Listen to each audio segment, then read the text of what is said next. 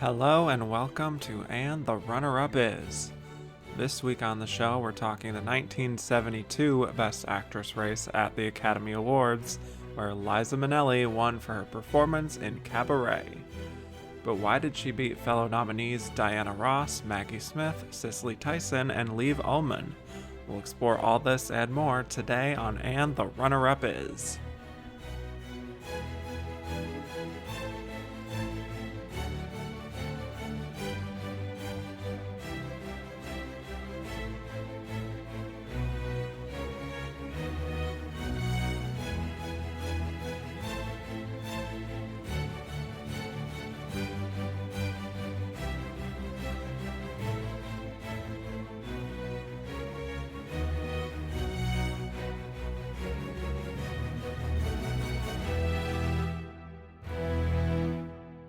Hello and welcome back to And the Runner-Up Is. I'm your host Kevin Jacobson, here to talk about the 45th year of Best Actress at the Oscars, which covered the films of 1972.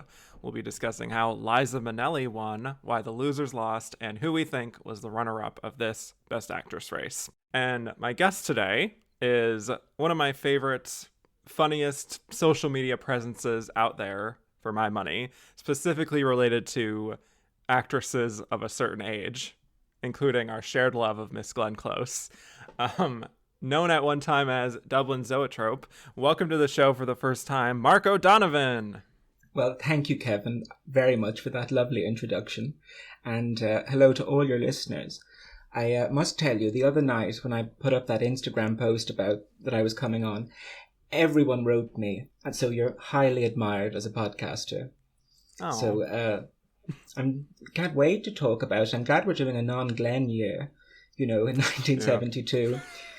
Yeah. It's thrilling, even though she probably was only in college then, she got such a late start in life. But, I always think it's so funny that Liza is only 1 year older than Glenn, and yet, you'd think she's, of a different generation entirely, Yeah, that's a fair point. Glenn did get her start in her 30s, I believe. So I always say that, I never tell my age. I say it's fine. Glenn was 35 before she made a film, years old. There you go. Or closer to Norma Desmond's age than she is the other way to put it. We don't have to talk about that part of it, but yes. Yeah. We're still crossing our fingers for Sunset Boulevard, the musical, the movie.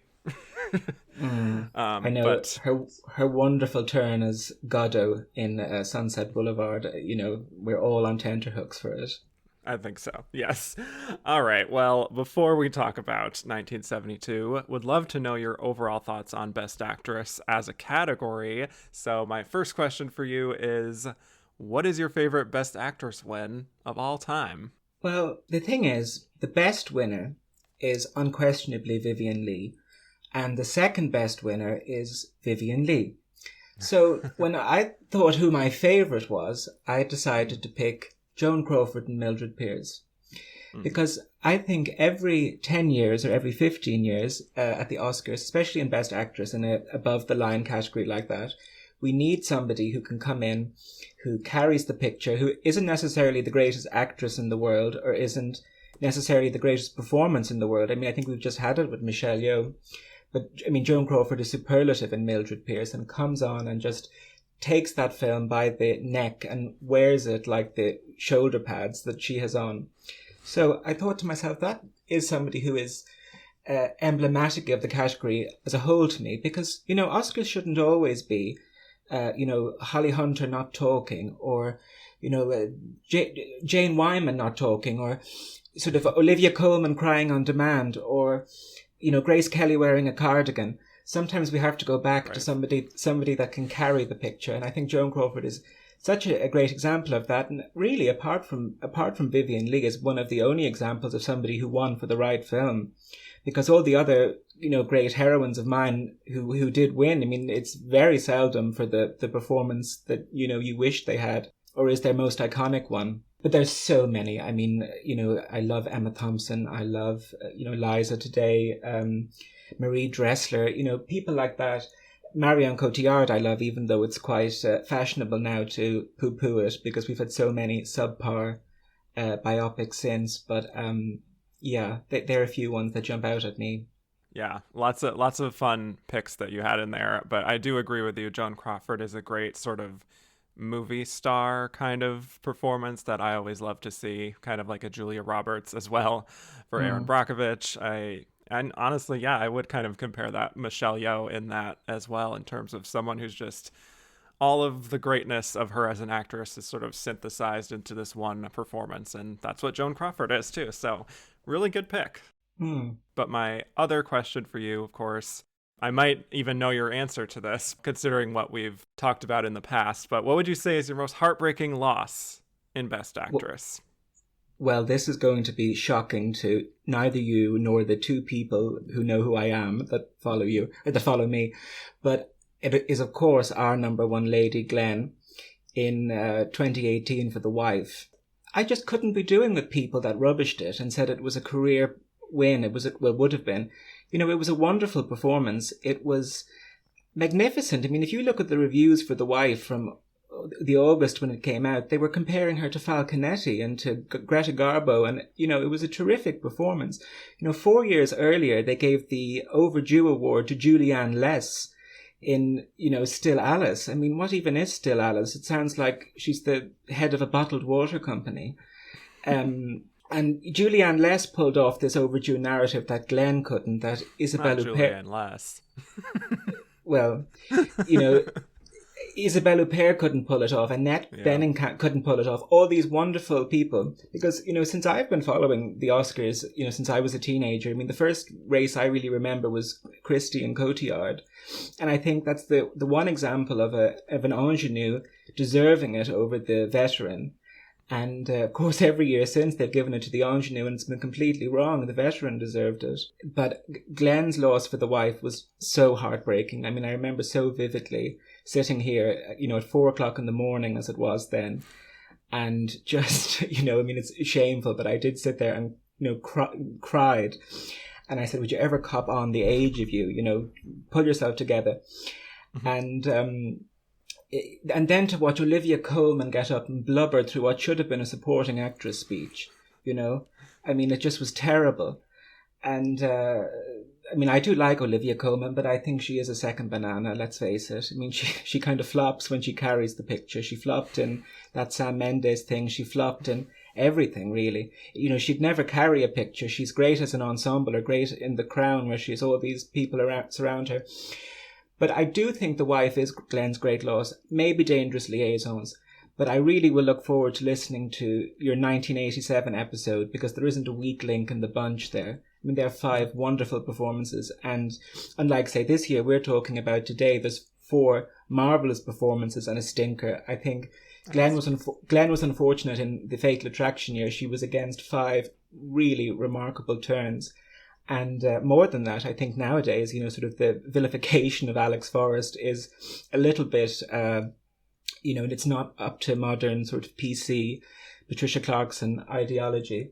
So we have to bear that in mind. But, you know, of the 4 times she was nominated for Best Actress, I really do think she deserved it 3 of those 4 times. And I am fond of Albert Nobbs, I must say. I hate that people regard it as some sort of a joke, you know, because it's marvellous. I mean, you know, you look at Blonde and To Leslie, and you make jokes about Albert Nobbs, you know. But yeah, I think it's a bit unfair that they have always kind of rubbished that. I think it does stand up.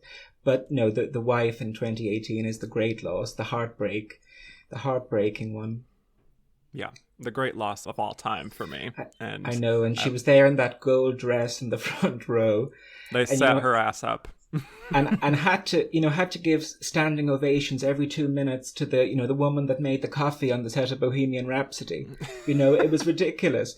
They gave a standing ovation to everyone that year, you know, the costume people, everyone.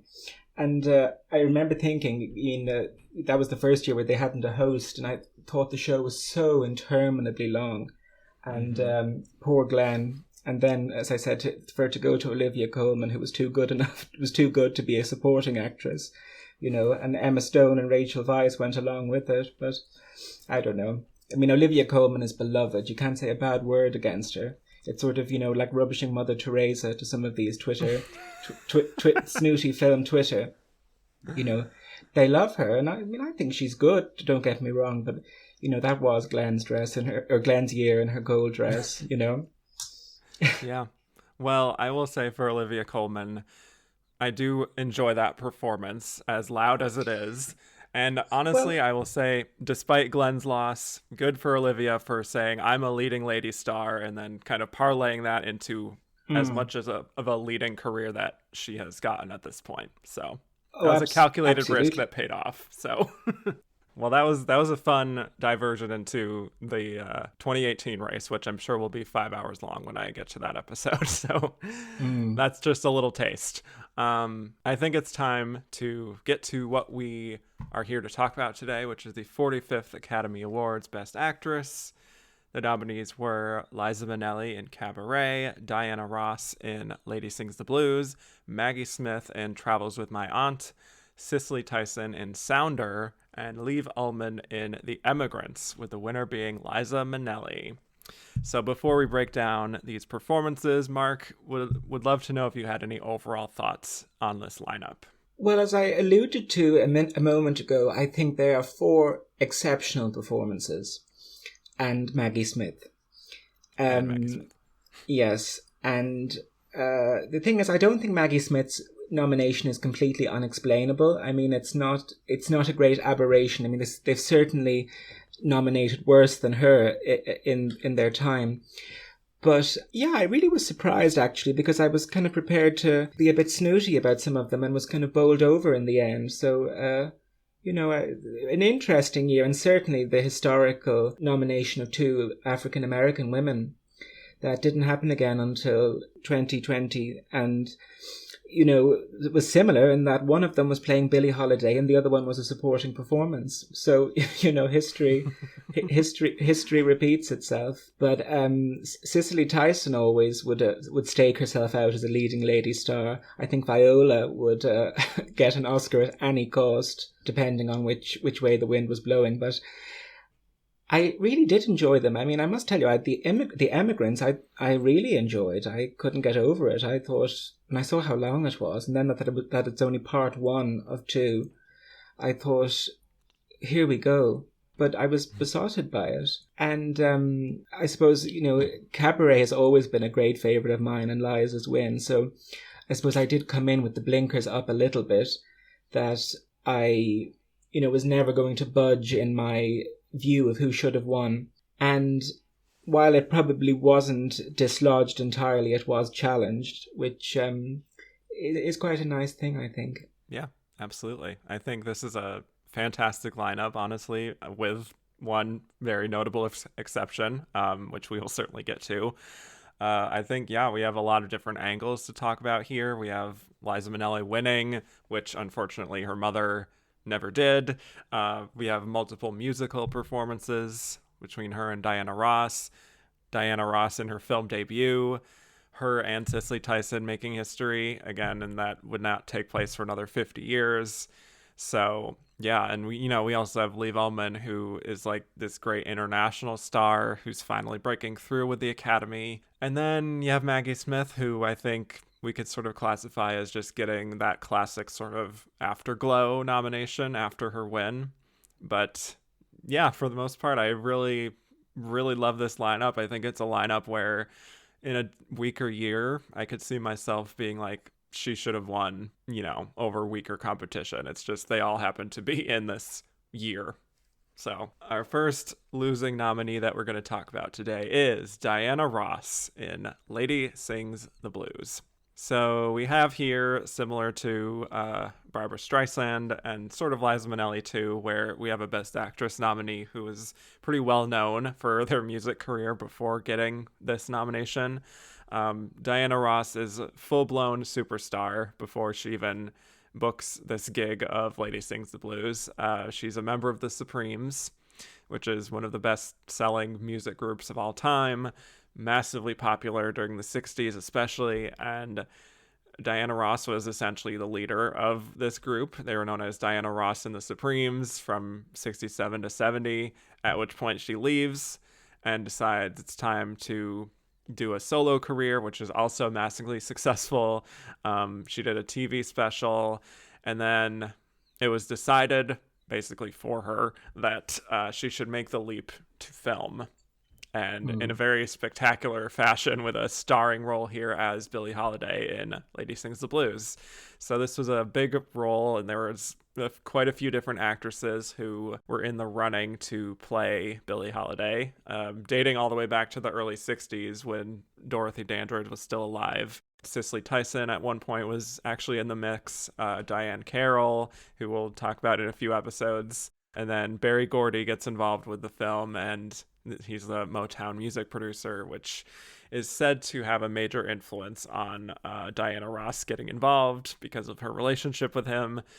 But yeah, she really poured over all the details she could find about Billie Holiday. She took acting lessons. She sort of modified her singing voice just enough to emulate the vocal patterns of Billie, but not do an impersonation of her voice.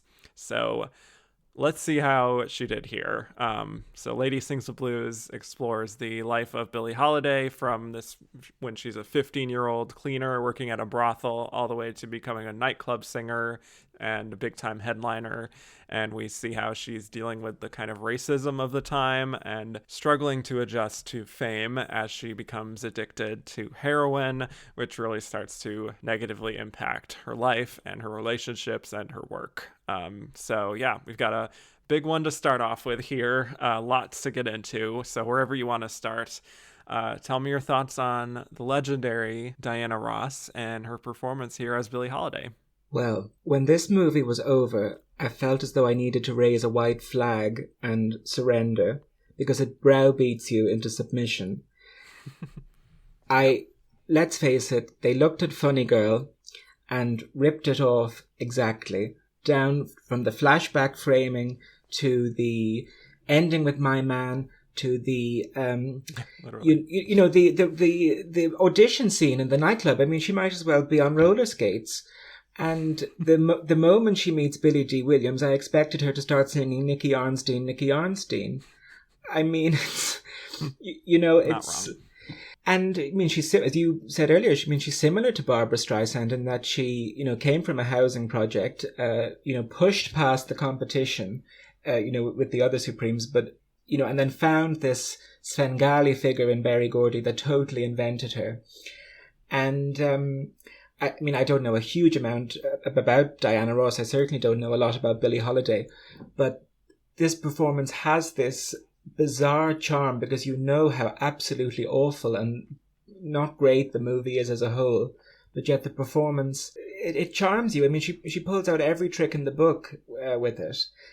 Every cliche, everything that's done 10 a penny now. I'm not saying it has its origins in Lady Sings the Blues, but you really can see where a lot of it did come from. I didn't see Andra Day do it a few years ago in the United States versus Billie Holiday, and I didn't want to watch it to compare the two. But I do think there's a certain element, not unlike Mommy Dearest with Joan Crawford, where yes, we know that it's not at all based in reality or fact, but if it gets some people to look up the real Billie Holiday and read up about her music, because essentially she is playing a character who happens to be named Billie Holiday, not the woman herself. And in the same way that Barbara is supposedly playing Fanny Bryce, and yet I think the difference is, nobody really, the huge number of people that saw Funny Girl, I mean, they didn't know what Fanny Bryce sounded like, and even today, I mean, Barbara has far eclipsed Fanny Bryce's legacy. I think the difference here is that you are conscious of the real woman behind it. But the fact that she is playing in Billie Holiday and not a mirror of her is always in your mind. But in a way, the performance is so different that, the comparisons are thrown out of the water in the first 2 minutes and you just don't think of it at all. Yeah, so I enjoy Diana Ross as an artist, as a singer, just her voice. I think there's a kind of warmth to it that really resonates, and I think because of that, her performance here is kind of shocking, actually, because of how dark the material is. And I think, when you're dealing with biopics, it's always tricky because there is that fine line between really trying to inhabit someone and then just doing an impression of them. But I do think that she does a really great job of not ever really falling into impersonation in that way, which she easily could have, because Billie Holiday has such a specific vibe and way of singing. And so what I think is so strong in her performance is how she takes on some of those vocal inflections, but she's not trying to sound exactly like her. And I think that definitely frees her up to not feel like she's being kind of weighed down by having to get every single mannerism right. But yeah, I think it's a very impressive performance and a huge responsibility to take on like such an icon and carry a film for over 2 hours where there's no fading into the background at any point. She is front and center in pretty much every single scene. Are there moments where it's a little overcranked? Yeah, maybe. I do think that is mostly just a script issue, though, and not so much her, Yeah, I would agree.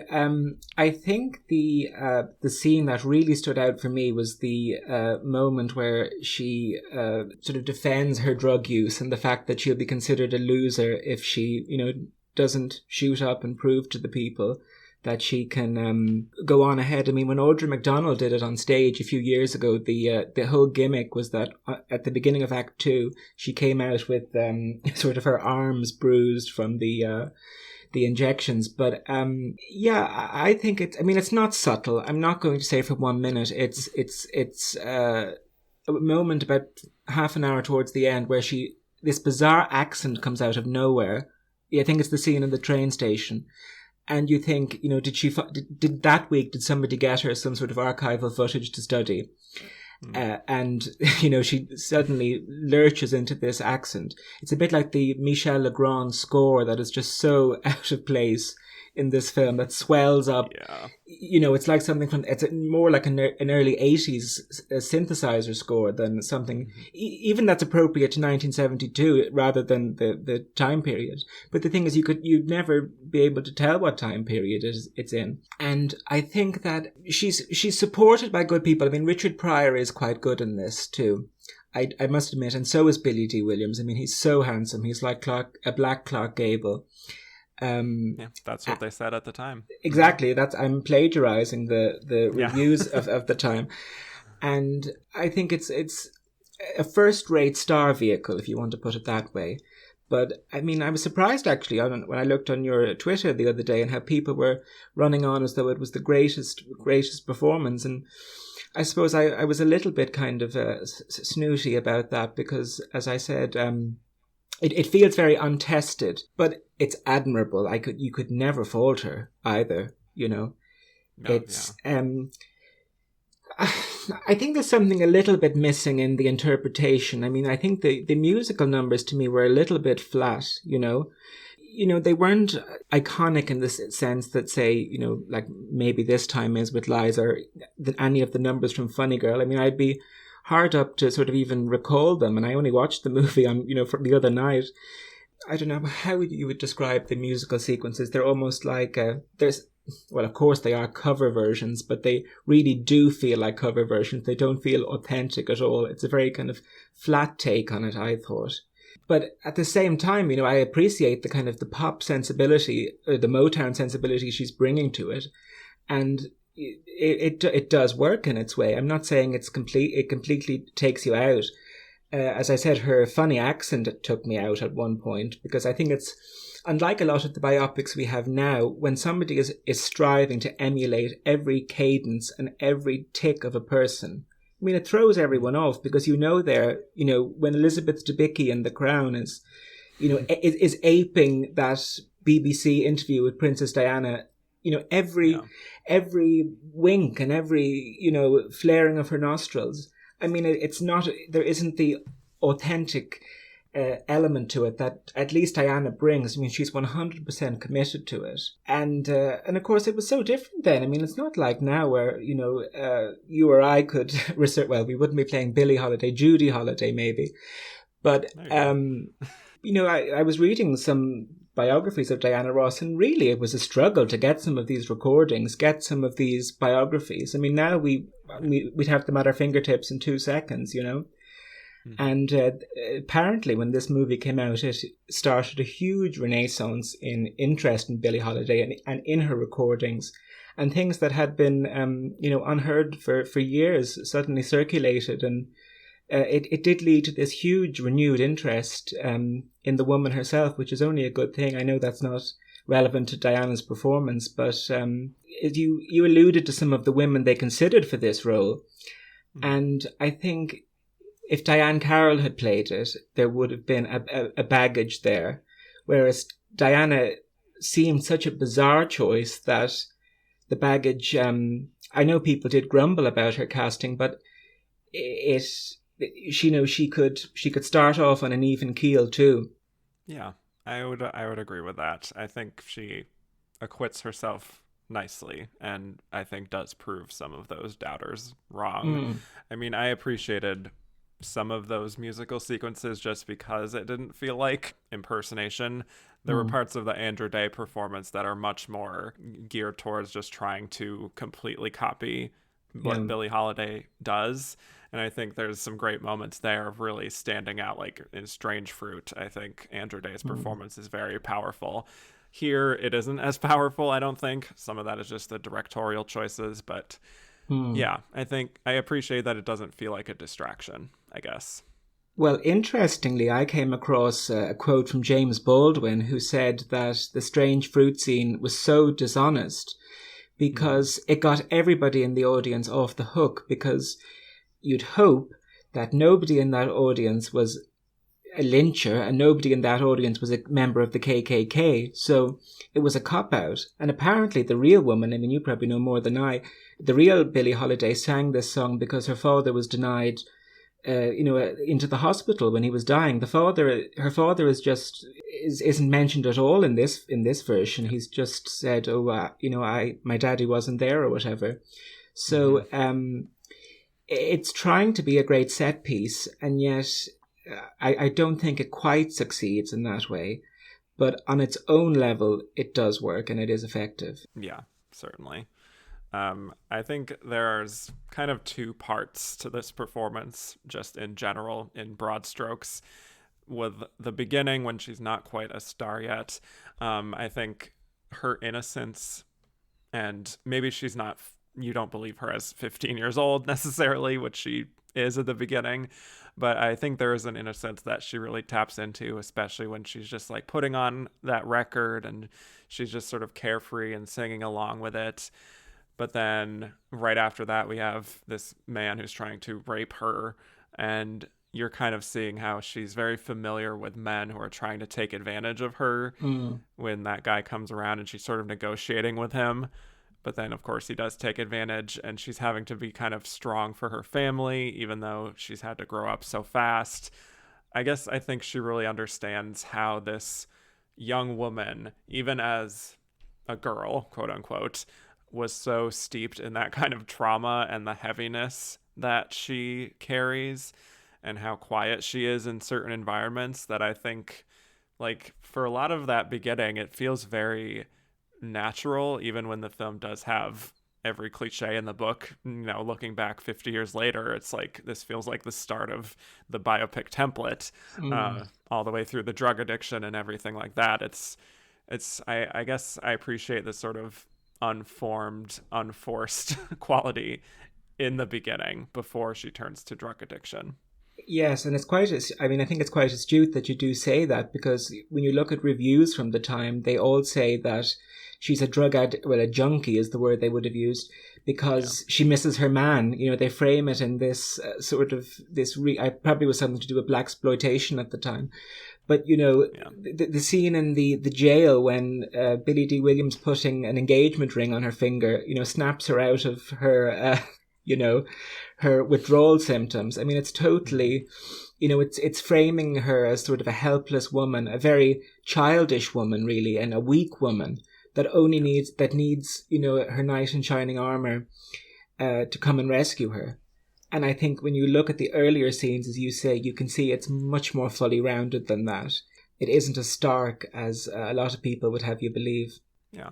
I mean, to contrast that, we have some of those bigger scenes towards the end where she is fully immersed in her addiction. I'm curious your thoughts on how she portrays that, because I do think she is definitely able to show that her, like, the dependency and her sort of dazed expressions, it's understandable for us in the audience, but she doesn't go too far over the top with it, at least in the beginning stages of her addiction, that it would be like over the top in a kind of tasteless way that would turn a lot of people in the audience off. Like, even when she's trying to defend her addiction to the Billy D. Williams character, she does sound like an addict in how she's trying to sort of justify it and coming up with every excuse in the book. Those are the moments where I do appreciate her for not going too obvious with it, I suppose, even if the scenes themselves feel obvious from a distance.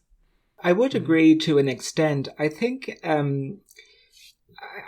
as I said before, I mean, when you look at all the reviews, they're talking about a junkie. They're certainly not the sort of kind of, I don't know what you might call it, victim blaming, I suppose we'd call it now. And that's the whole genre. It's that thing of the victim paying for the price of fame. I mean, it goes back to A Star Is Born or What Price Hollywood.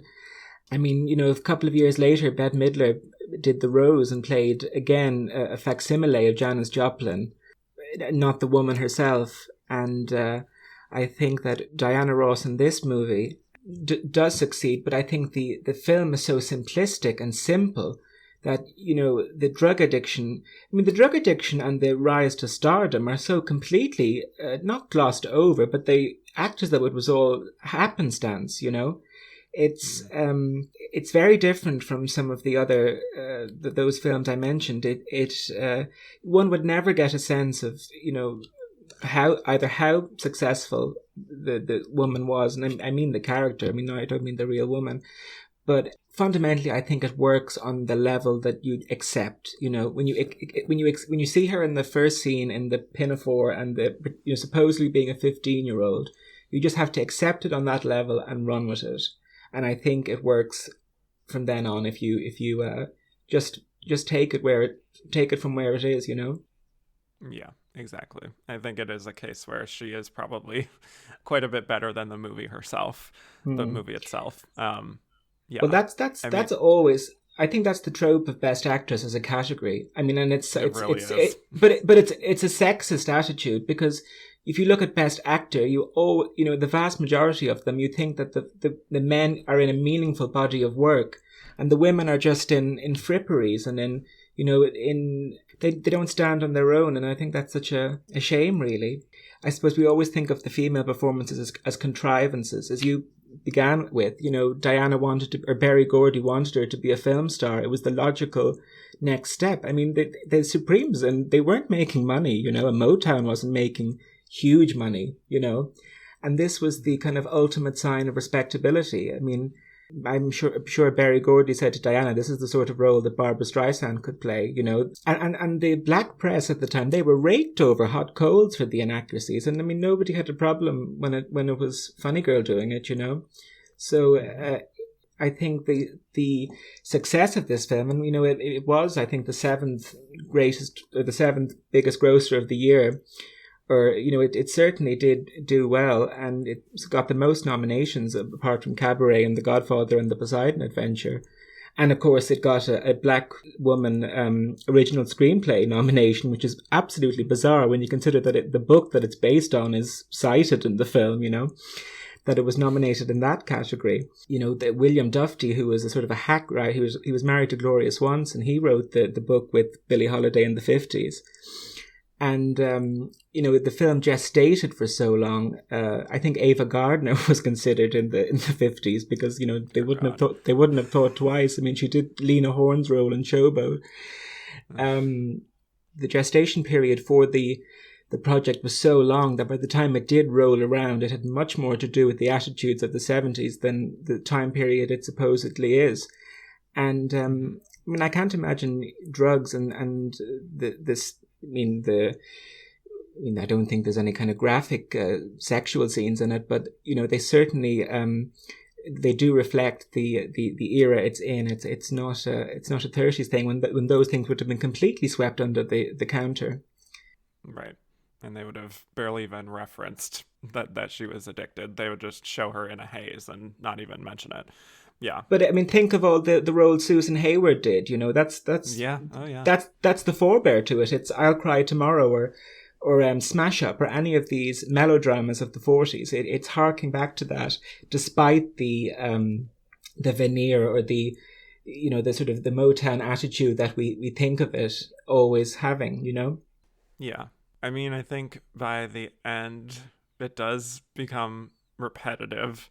Given the focus of the film, though, about her drug addiction, that cyclical feeling, I guess, is natural. But I think she is very committed, and she completely does ascend above the very standard qualities of the film itself. Sometimes it does become really kind of miserable to watch her constantly having to deal with this addiction and these huge mood swings. But I do think that sort of, I want to say, ugliness is intentional, and she knows when to hold back. And like in that last scene with Lewis finding her still in her kind of drug stupor, and he's being very patient with her, and she seems to be getting to a better place emotionally. I think that's quite an affecting note to end on for me. So. Yeah. No, I would agree 100%.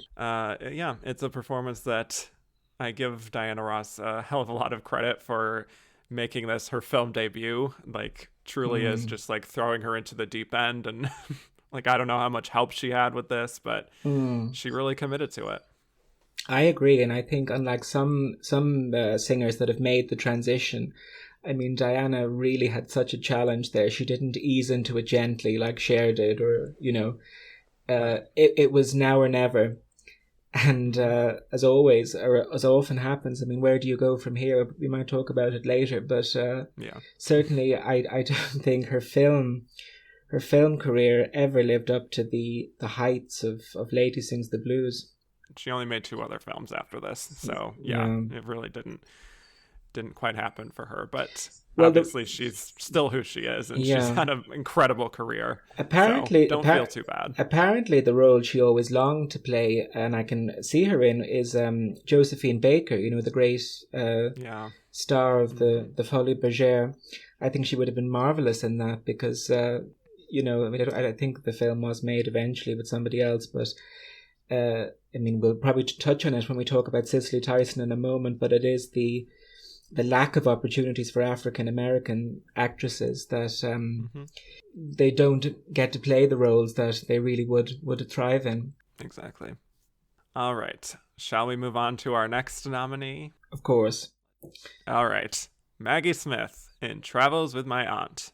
Oh, God. All right. So, this is where we get into, for me, a weird situation, specifically for this podcast, because Maggie Smith has 6 Oscar nominations, and I've covered her once, her win for The Prime of Miss Jean Brodie, and now this is the only other time I can cover her on this series because all of her other nominations are supporting. Yeah. So, I mean, shout out to her, I think, fun win for California Suite in 1978. Not that I'll be able to talk about it, but I think that's fun. Kind of novelty of winning an Oscar for playing an Oscar loser. She also gets in for Room at the View with a View and Gosford Park, and she's also had a number of great leading roles, but sadly this is the end of the road for me and Maggie. But in between Jean Brodie and this, she does some theater. She's still maintaining her theater career, even though the peak of her work in film is elsewhere, but Travels with My Aunt is her sort of follow-up to Jean Brodie. She doesn't have any films in between, so this is definitely one that I would consider an Afterglow nomination. But this is interesting in terms of how she got the role, as we have another interesting casting situation here. So Katharine Hepburn wanted to do this role, although she didn't love the script, so she was actually given the opportunity to change the script, and then the studio didn't think she could properly pull off the flashback sequences in the film because she was too old at that point.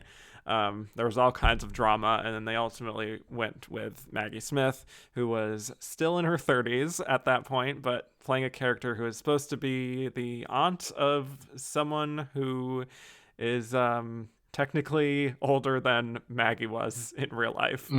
So that's wild. But Travels with My Aunt is about this eccentric middle-aged woman, Augusta, played by Maggie, who comes to a funeral and meets her nephew, Henry, saying he's her long-lost aunt. And she gets into trouble with her lover in another country, being held ransom. So she and Henry go off on this international trip through France and Italy and Turkey. And while she's also kind of regaling him with these tales of her wild past. There's a surprising amount more to the story, but I don't know if we want to get into all that, but that's the gist. So, yeah, thoughts on the great Dame Maggie Smith and her performance here? Well, I adore Maggie Smith. I mean, I should have mentioned The Prime of Miss Jean Brodie in my rundown of my favourite wins, because that's certainly one of them. Mm-hmm. Yeah, this film, I just think of that meme of Aretha Franklin saying beautiful gowns, you know? I mean, yeah, Oscar-winning gowns. Oh, Let's talk about that. Of course. Anthony Powell, his first... Anthony Powell. Yeah. Yeah. The whole film, I don't think Katharine Hepburn necessarily would have been perfect in it either. Let's just say that for the minute. You know, I kept thinking maybe Angela Lansbury or Ingrid Bergman or somebody. Because a few years before this, Katharine Hepburn had played in The Mad Woman of Chaillot and, you know, had come off Lion in Winter and, you know, winning an Oscar for everything that she did in the late 60s. And the film was a huge flop, you know, and Hepburn was disappointed because she thought she'd come to a stage where, you know, everything was going to be an unqualified triumph. But the thing that film had going for it that I really lacked in Travels with My Aunt was it was filled with cameos by, you know, like people like Yul Brynner and Danny Kaye and Edith Evans. And this film is just totally lacking that. You know, I mean, you've Louis Gossett Jr. and Cindy Williams from Laverne and Shirley, you know, and Maggie Smith's husband as her beau in the flashbacks. And the flashbacks are so preposterous. It's absolutely laughable when she appears as a schoolgirl. Although actually, Cukor and Hepburn did another film with Laurence Olivier, a television movie, Love Among the Ruins, and there was flashback scenes in that. But I don't think Hepburn was ever going to play a schoolgirl at whatever age she was in her mid-60s. But again, I suppose I have to give it to Maggie Smith. She does try her best. She does manage a few, you know, emotion does register once or twice. I mean, her big scene where she admonishes her nephew for not living at all. I mean, that's ripped directly from Prime of Miss Jean Brodie, the Miss Mackay scene. I was going to say the same thing. The same vocal inflections. It's completely taken from it. And Jay Preston Allen, who wrote the script and wrote Cabaret as well, she said that, I mean, her script wasn't made. It was all Hepburn's script. Only one speech of hers made it into the final film. And I have to admit, it must be that one, because, as I said, it's the same one from Prime of Miss Jean Brodie. Smith completely overacts. She's doing, you know, Edith Evans as Lady Bracknell 1 minute. She's doing Auntie Mame the next. She's doing Jean Brodie the next. You know, it's completely inconsistent. I mean, it's so mannered. And the comedy, I mean, it's not funny and it's not charming. And that's what really makes it such a lousy performance. Because if she had great charm, or, you know, the comedy was there, but the dialogue is so awful and so laborious that, you know, when she goes into these spiels, you forget what the punchline was, you know, so they don't make any sense at all, really. I mean, there's no charisma there. Yeah. So I say this as someone who enjoyed this movie when I first saw it. On this rewatch, it really did not live up to my memories of this film and this performance. And I would go so far as to say that this performance is kind of a misfire, with all due respect to Dame Maggie Smith. This is very far from Maggie at her best, which, yeah, we just talked about a few episodes ago. And I think it just comes down to, you know, miscasting at the end of the day. She just doesn't really work for what the filmmakers are intending to do with the film. I don't even think George Cukor knew what he was doing with the film. I mean, the tone is so inconsistent. I mean, you know, one minute it's a caper, a crime film, a caper. The next minute it's, you know, again, an anti-Mame type film. The next minute it feels like it's a musical without the songs. I mean, there's no, I don't think any of them knew what they were doing. It's certainly no reflection of the Graham Greene book, which was very dark and very seedy, actually. You know, it certainly wasn't this lovely kind of Sunday matinee film that you can take your mother to, that they tried to make this into. It was down and dirty, and, you know, I think the Louis Gossett Jr. character, Wordsworth, is killed in the end while they're running drugs to Latin America, you know. So... yeah, it's a misfire on all the counts, apart from the Oscar-winning costumes. Even Alec McCown as the main character. I mean, you feel that, you know, they couldn't get Paul Scofield or John Gielgud for it, and they had to settle with him. Yeah, you know? Definitely feels like we had to settle for this guy because we wanted other people. Well, apparently he was in the package deal with Hepburn, and Hepburn, to her credit, said to George, who was her great friend, and to Alec McCown to go ahead. And they literally, because Robert Fryer, who produced it, had produced Jean Brodie, they just slotted Maggie in. The costumes are probably still warm from Hepburn wearing them, you know. It was, and it happened, I think, you know, a week or two before the filming began. It was so slapdash. And I think, as I said, I think you can tell, and I think there'd be no saving it. You know, it's just, but again, it's just so remarkably unfunny. You know, it's just, you know, like putting the marijuana in the mother's urn, and you kind of think, did people think this was hilarious in 1972? I mean, nobody saw it. I mean, it made something like a third of its budget back, and I think was just sort of dumped in one theater in Los Angeles on the 31st of December to qualify for the awards.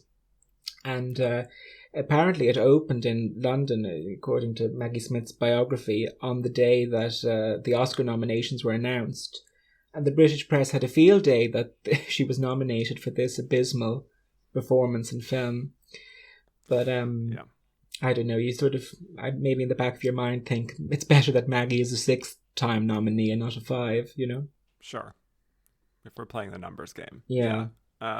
It's weird because I think Maggie Smith is obviously very capable in comedic performances, and she does save some sometimes shoddy or weak material. I mean, speaking to even the prime of Miss Jean Brodie, which is not shoddy necessarily, but she gets these great moments of lightness in that. With this, she just comes in at an 11. Well, exactly. She's, I mean, a bull in a china shop, you know. And and the thing is, you know, it's funny. I mean, to think this film was made 50 years ago and Maggie Smith is still playing this role, you know, and and the thing, you know, when you think of it really, I mean, when Maggie Smith played the elder Wendy in Hook in the early 90s and was made up to look like an old woman, I mean, people thought that was her age then, you know, and that's 30 years ago.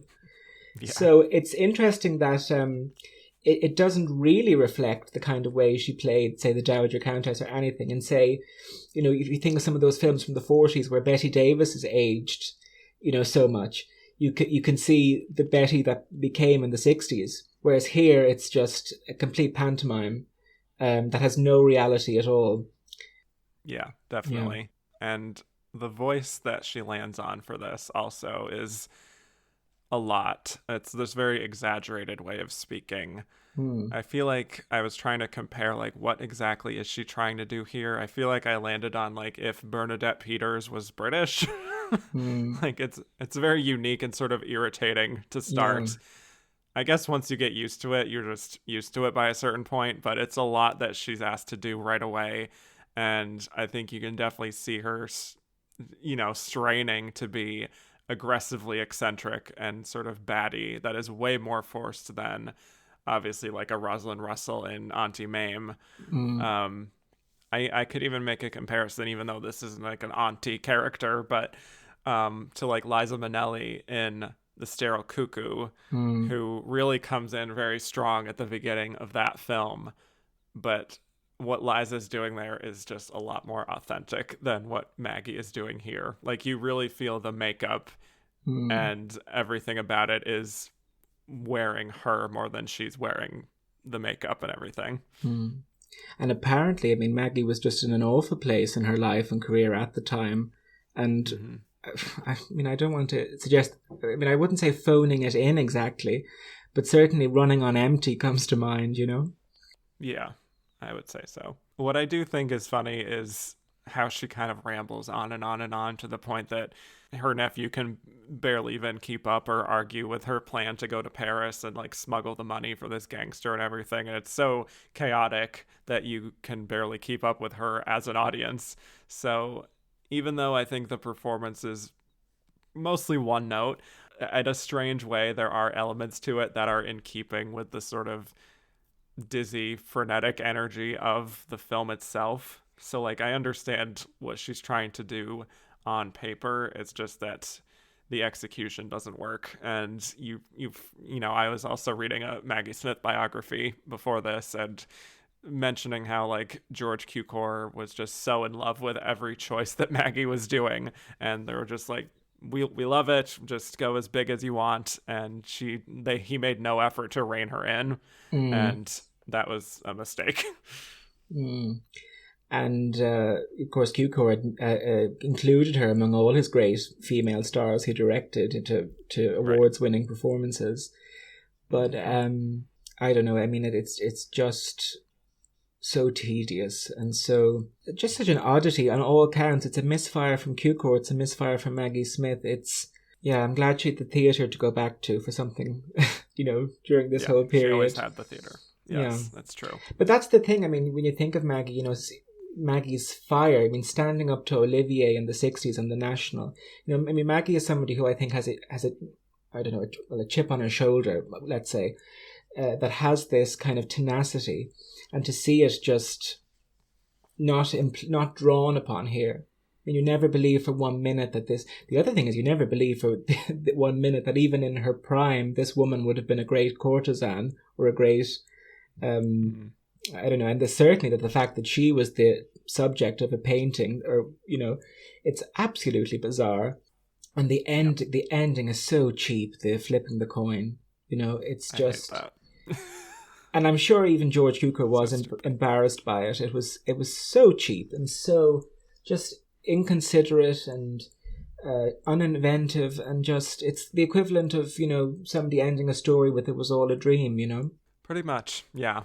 It seems like the sort of thing that they felt like would be a provocative and interesting ending to be ambiguous, but then it's just like, okay, I don't care what happens either way. So, what am I supposed to do with this? There's sort of a slight element of the 70s kind of counterculture in it, whereas I think if this film had come out 4 years earlier, it would have played a lot better, even with all the exaggeration in that. I think trying to give it this sort of hippy dippy feeling just totally makes it totally robs it of any kind of substantialness, Mm-hmm. Yeah. For me, it's all just very sitcom-y. But like, if you made the lead of the sitcom the kooky aunt who comes in and does a funny voice and gets her one-liners in and then leaves, and then like the studio audience is clapping because she hasn't overstayed her welcome. Like, that's what I get from that. Well, think of Lady Bracknell, who is also Aunt Augusta in Importance of Being Earnest. I mean, that's a very small role in the play, and yet it's all that anyone ever thinks of. Whereas Maggie Smith, who, I mean, I did look up that Screen Time website that said how much screen time, all the things.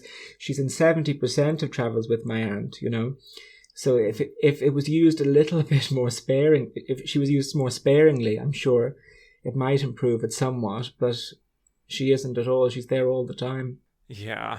So it's very unfortunate. It's also the kind of performance and the kind of film where there is so much going on in terms of plot, and yet there's not a whole lot sort of like different things that you can talk about with it, because it is just like the same note over and over again for however long the film is, that it's like I can't really find other talking points for the performance. It's just the same thing. And if you're not on board with that frequency, then you're just not going to buy into the performance at all. And it's a shame, because I do feel like George Cukor failed her in that regard. Yeah. Well, there's a reason why. I mean, and depending on who you read, Graham Greene, who wrote the novel on which it's based from, either turned it off on television after 5 minutes or walked out of a screening after 5 minutes. And I can see why. I think I'd have been right. I'd have been right there with him. Yeah. The only thing that I found as a positive in her performance is I did think it was interesting to sort of watch her in her sort of papering over the things that she doesn't want to mention about her past. Like when they're in, I think, Milan, and her son greets her as like Mama, and Henry's like, why is he calling you that? And she's like, well, he's like a son to me, which, she doesn't, and the film doesn't dwell too much on the depth of that, but it does speak to her very sort of flighty spirit, and she gives a little bit of that solemnness that is felt. I think the idea of this woman who's just had to live, she's lived large, but also she has these secrets in her past and things that she'd rather not dwell on.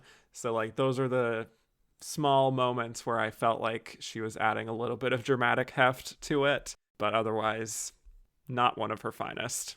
No, the thing is, she'd quite interesting leading performances later on, like The Passion of Judith Hearn and different ones and the one with the pig, the Alan Bennett thing with the pig, I forget what that was called. That weren't recognized in America. They were at BAFTA. But she's like the Meryl Streep of BAFTA. Or even The Lady in the Van, a few years ago. I thought that was a wonderful term. The pig thing I'm thinking of is called A Private Function. I couldn't think of the name of it. But fantastic performance. And certainly when Maggie Smith has that strong figure like Alan Bennett, like Kenneth Williams, who she took a lot of the shtick from, or, is coming against an Olivier, whoever it is, but she was completely lost at sea here, and you can tell she was failed by Q-Corps, by the script, by everyone. And I think she, soon after this film was released, she swiftly moved on and tried other things, and actually divorced Robert Stevens very quickly after this too. Yeah. So even though this is the end of the road for me at Maggie Smith in Best Actress, for now, she may have a late career turn that blows us all away in lead, which I'm desperately hoping for, because she is still working. She has a film this year, The Miracle Club. Yes, I was going to say about 3 Irish women. It's her, Laura Linney, and Kathy Bates as penitents that go to Lourdes for a miracle, obviously. And I think that'll be sort of the 5th best exotic Marigold Hotel for slow learners. Well, you never know. There you go. I mean, Sony Classics have it, so Michael and Tom might work their magic, and hopefully they won't release it in August like they did with The Wife and build up the buzz for it. I don't know. This is true. We do love Sony Picture Classics. They do know what they're doing. Yeah. So we shall see. But anyway, sad to be done with Maggie Smith already on this show, but she does have plenty of turns, non-nominated turns and supporting turns that you can watch in the many decades to come. So, all right. Let's move on to our next losing nominee. We have Cicely Tyson in Sounder. So I'm very thrilled that we get to talk about the great Cicely Tyson, even if only this one time. She led an extraordinary career and, broke barriers. She was the idol of Viola Davis, and I think her work definitely had a big influence of future generations. But she was discovered and worked as a model for a little bit, and then she did a number of smaller parts. She was on television. She was on the show East Side, West Side. And at that time, she was the only Black series regular on television. She was the first Black woman to wear her natural hair on television, too. Yeah. So, breaking barriers. So she was a trailblazer. Mm-hmm. But she hadn't fully broken out in film, at least, until Sounder. So she was initially offered the role of the school teacher in the film, but she was like, I could have played that in my sleep, whereas this role of Rebecca just really spoke to her. It was something special, and it was a role that she knew was hers. She knew she could play it, and she just channeled all the women in her life in doing so. And I love that the team behind it thought she was far too glamorous and young, and Miss Tyson was nearly 50 when she did this movie. She was 47, I think, which is astonishing because she's so ageless in it. You really wouldn't have an idea what kind of an age bracket she was in at the time. But yeah, I really liked this movie. I was so surprised. I'd never seen it up until the other evening when I watched it. And oh, wow. Okay. Because it's not terribly well known on this side of the pond, even though it was quite acclaimed in its initial release in Europe. I was reading up on it, but when it was over, I thought to myself, Cicely Tyson, what a lovely supporting performance in a children's film. That's how I thought of it. Sure. And okay. And I don't mean that. I'm not trying to be flip. That's what came to mind. And then I thought, oh my goodness, I mean, how powerful she was. And just her face and her, it's not a showy part by any stretch of the imagination. It's the antithesis to what Diana Ross was nominated for.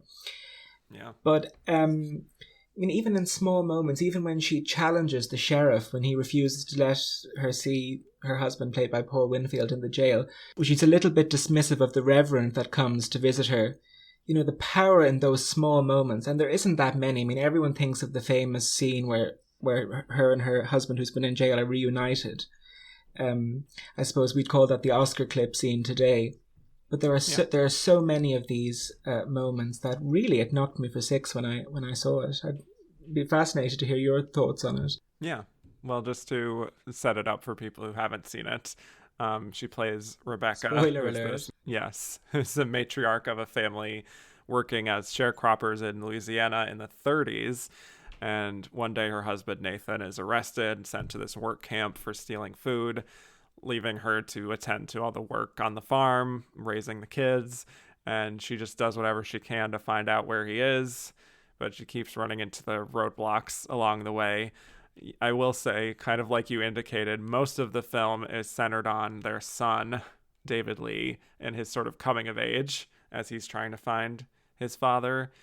But I sort of feel like it's a 3-lead film, even if the three of them kind of don't have the proper screen time of being leads, if that makes sense. Oh, no, I agree sort of completely. Share custody of the film in a way. Yeah. But yeah, Cicely for me is another one who is such a legend. Sad that she's gone now, but I'm also kind of thrilled that she got to, show audiences that she still had it when she was on How to Get Away with Murder as Viola Davis's mother, which was a really nice sort of passing of the torch, I think, in a way.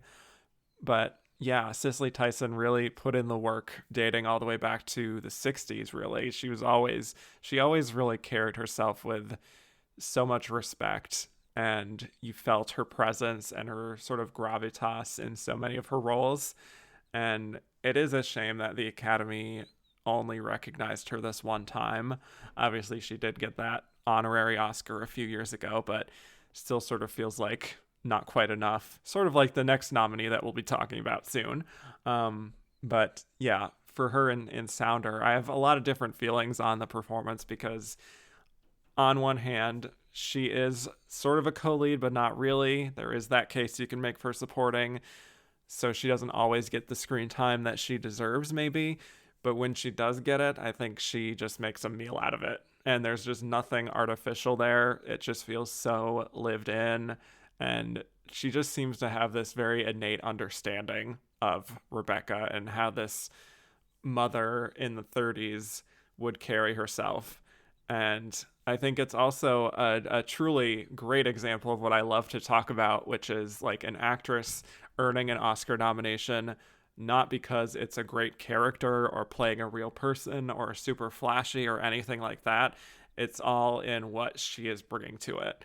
She's just presenting this character of Rebecca as this loving wife, loving mother, but someone who's clearly kind of struggling under the weight of all these responsibilities and needing to keep up with the kids and keeping them fed and attending to all their duties and sharecropping and everything. And there's really not a trace of her being an actress playing pretend, I think she's really able to give this woman a dignity and an honesty, and even like you see in these knowing looks that she shares with her husband, like they have this shared history that you just see, like even like a lust that they still have for each other. she just fits in so naturally in this world. And that's what struck me too, because she's not playing, I don't want to say it, but a mammy sort of a stereotype, that desexualized black woman. She is playing a woman who loves and lives and breathes. And at the same time, she's not playing, a sophisticated middle-class Diane Carroll type either, She's showing somebody that there's great dignity in her labor. But at the same time, she brings the anger and the injustice to that film. And I thought of it nearly, I know it was funded by Mattel, the toy company, but I thought of it nearly as almost like a faith film. That's what it reminded me of. But well, that's part of it, how they marketed it to Christian churches and groups like that. And of course, the whole idea that the young son, David Lee, kind of gets an education in the end because his family works hard and is able to assimilate with both the black community and the white, despite the poverty, despite everything. But it shows the unity of the family. And you said earlier about her being the matriarch. She is a matriarch, but she's not some terrible harridan that people were expecting to see an African American woman, an African American mother be, Right. And I think it's both of its time, but yet it isn't the sort of Sidney Poitier sort of roles that a lot of the black press disagreed with and accused of, being an Uncle Tom or whatever. It was ordinary people who were ordinary. They weren't appendages.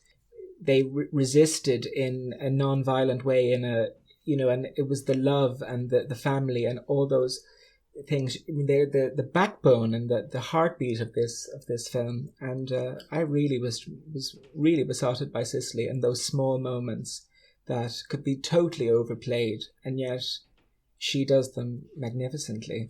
Yeah, it's just this beautiful little slice of life drama, And she also, speaking to the general culture of the time, she talks in her book about blaxploitation being on the rise at that time specifically, which then kind of created this image with the sex and the violence and the outrageousness that made a movie like Sounder seem kind of risky, ironically, by comparison, because it's showing something so rarely seen in film at that time, which is just a black family with nuance and complexity, and a film that, the whole family could enjoy.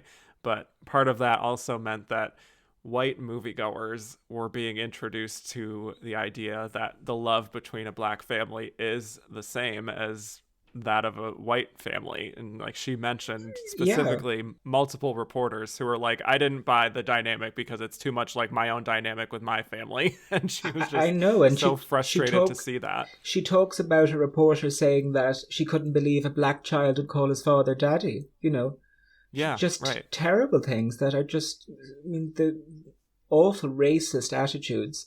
And I think she said at the time that she said, I may be broke, but I'm not broken. And I thought that was such a wonderful remark. Yeah. And the other thing you have to bear in mind, I know it was, I think, a year or two later when she did Jane Pittman for television. Mm-hmm. And both Jane Pittman and Sounder really consolidated her as this icon. And then Roots later on, and brought her to a huge general audience that some of her contemporaries wouldn't have availed of, right? Or wouldn't have been available to them, should I say, not availed of. Exactly. But I just thought it was a real synthesis of the Black Rights Movement as well as independent filmmaking. When you think Martin Ritt directed this, who directed HUD and directed, all those directed a few Best Actress winners, I think. Didn't he direct Sally Field and Norma Ray as well? So it kind of has a first-rate team behind it, and say the way the director of Lady Sings the Blues doesn't, and also got the adapted screenplay for Lonnie Elder, who adapted it. And as Cicely says in her book, that although the author of the original novel was a white man, he kind of borrowed, to put it nicely, the story from but that's always been the case. She talks about playing Harriet Tubman later on, and it's an original account that she got from her disappeared, and she lent it to somebody because it's not that they could, that they couldn't write their own stories. Yeah, it's true. But I think she just really sells the simple, tiny little moments really well. Like when you mentioned, her going to the sheriff's office and asking about seeing her husband, which he denies, and he kind of dismisses her a little too easily, saying like, she basically won't know about whether he's getting a trial until he feels like telling her, more or less. And she says something about how he has like a low life job. She just lands those little moments really well. And I think there is this sense that you get from her that she feels like their family is an honest one and they've paid their dues. Yeah. And now she's having to deal with all this nonsense with her husband being away, but she's smart enough also to know her rights and where she stands in 1933 Louisiana, so she kind of keeps an even keel about it too. And it's obviously not the flashiest acting in this category where you have very showy theatrical performances, but she also feels like the most grounded in reality as the kind of person you might come across in your daily life. So I think in that way that her performance really resonated and felt refreshing. Yeah, I agree, and I feel the strength, didn't make her threatening or dangerous or anything else. It was universal. It spoke to me.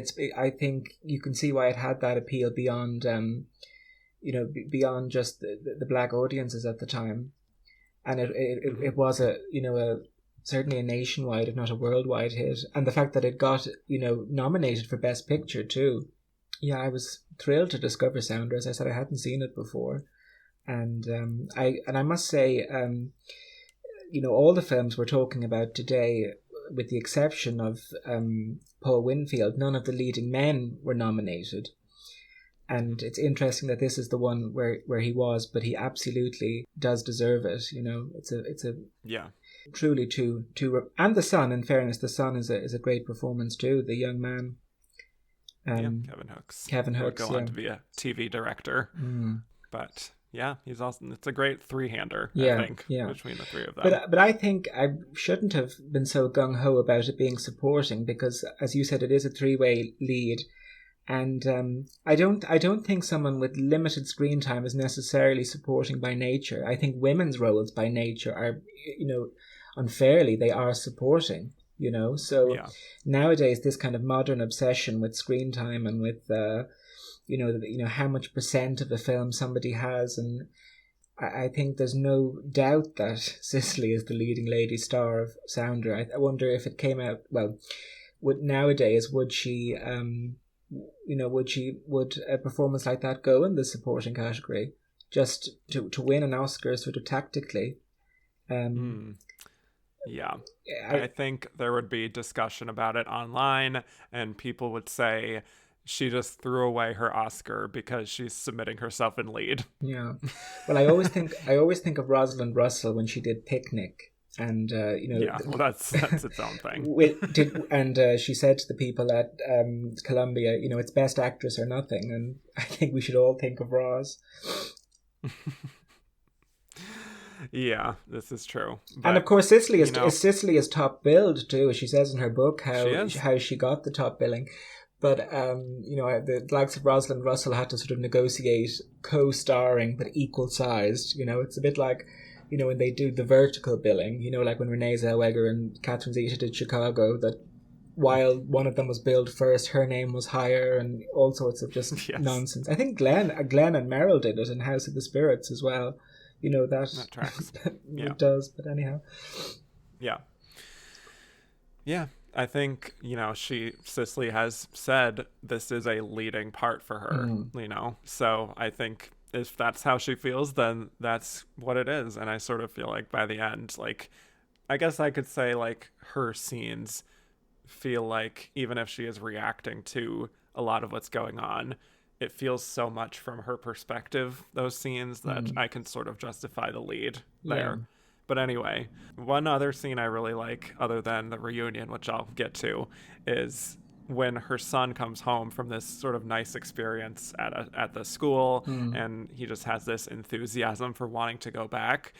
You see her very sort of slight hesitation there about sending him back, because her husband might not be back Yeah. in time for the school year and she needs him to help around the farm. But she also kind of resolves to not dissuade him from doing that and says, you know what, if dad's back in time in the fall, then it's all right with me.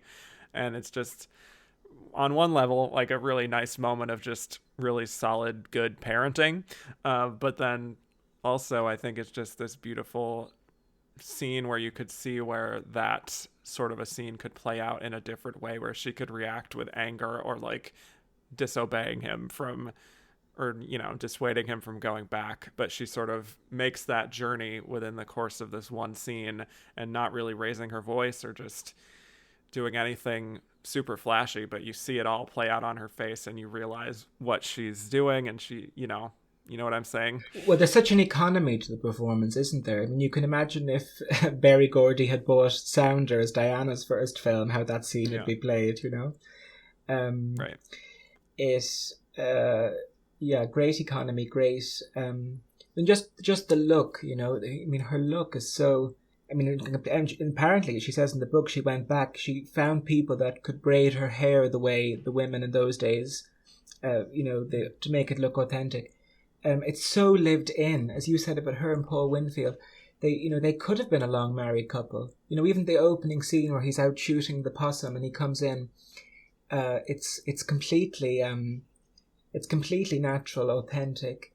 You know, it's such a foil to the other performances in this category. And it's, I think, one of the great nominations. I mean, when we look back at who they nominate in particular years, this is a complete standout. Yeah, but obviously her best scene is the reunion moment and her just running through that field with that just look of joy and disbelief. And there's just nothing self-conscious about it. It's just like single-minded, wanting to be in the arms of her husband. And it's just this really beautiful sort of transcendent moment, I find, that is so simple when you really think about it, but it just works. Yeah, it plays so beautifully. Says in her book that the cameraman was welling up and they thought they didn't get the shot and had to do it again, but he did get it. But it's the scene that everyone remember. Well, I mean, I've only seen it the once, but I imagine it's the scene everyone remembers. You know? It is. Yeah, for sure. Yeah, it is the scene that people remember from Sounder the best. So, and it's all because of her, I think. So a really, really beautiful, special performance here that I'm glad, because I feel like the Academy could very easily overlook a performance like this, especially in lead. So I'm just very grateful that she was able to get this nomination and she could forever call herself an Academy Award nominee. I agree. And the thing is, when she got that honorary Oscar a couple of years ago, I remember online a few people were giving out saying that she does not have the film career to merit an honorary Oscar. She, made something like 16 or 17 films in her whole career. She merited the SAG Lifetime Achievement Award, but not an honorary Oscar. And I just so disagree, because I think that performance made her immortal, And I have great things to say about Miss Tyson. I'll have to direct a lot of people to Sounder now, because, as I said, it was unknown to me until Thursday night or whenever I watched it, and I'm so glad I did. Yeah, definitely. And yeah, she's done a lot of work in TV. She's gotten loads of Emmy nominations and wins and everything, but I think this is a really special one. Did Geraldine Page's role in Trip to Bountiful on the stage and on television shortly before she died too. I wonder if she could have gotten an Oscar play for that if that was theatrically released. Just saying. Well, maybe these days, but I don't think if the film around the performance isn't strong, it's very rare now that I think they do go for it, which is such a shame, because, as I said, they don't think twice when it's the men. This is true. They hold women to impossible standards, and certainly, and I of course can't speak for myself, but I can imagine it's only so much worse for African American women. So yeah, for sure. There you go.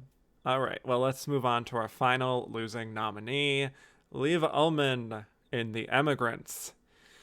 Okay, so I'm very excited that we're finally back talking about an international actress who's had this worldwide success prior to this outside of Hollywood, like Anna Magnani, like Sophia Loren.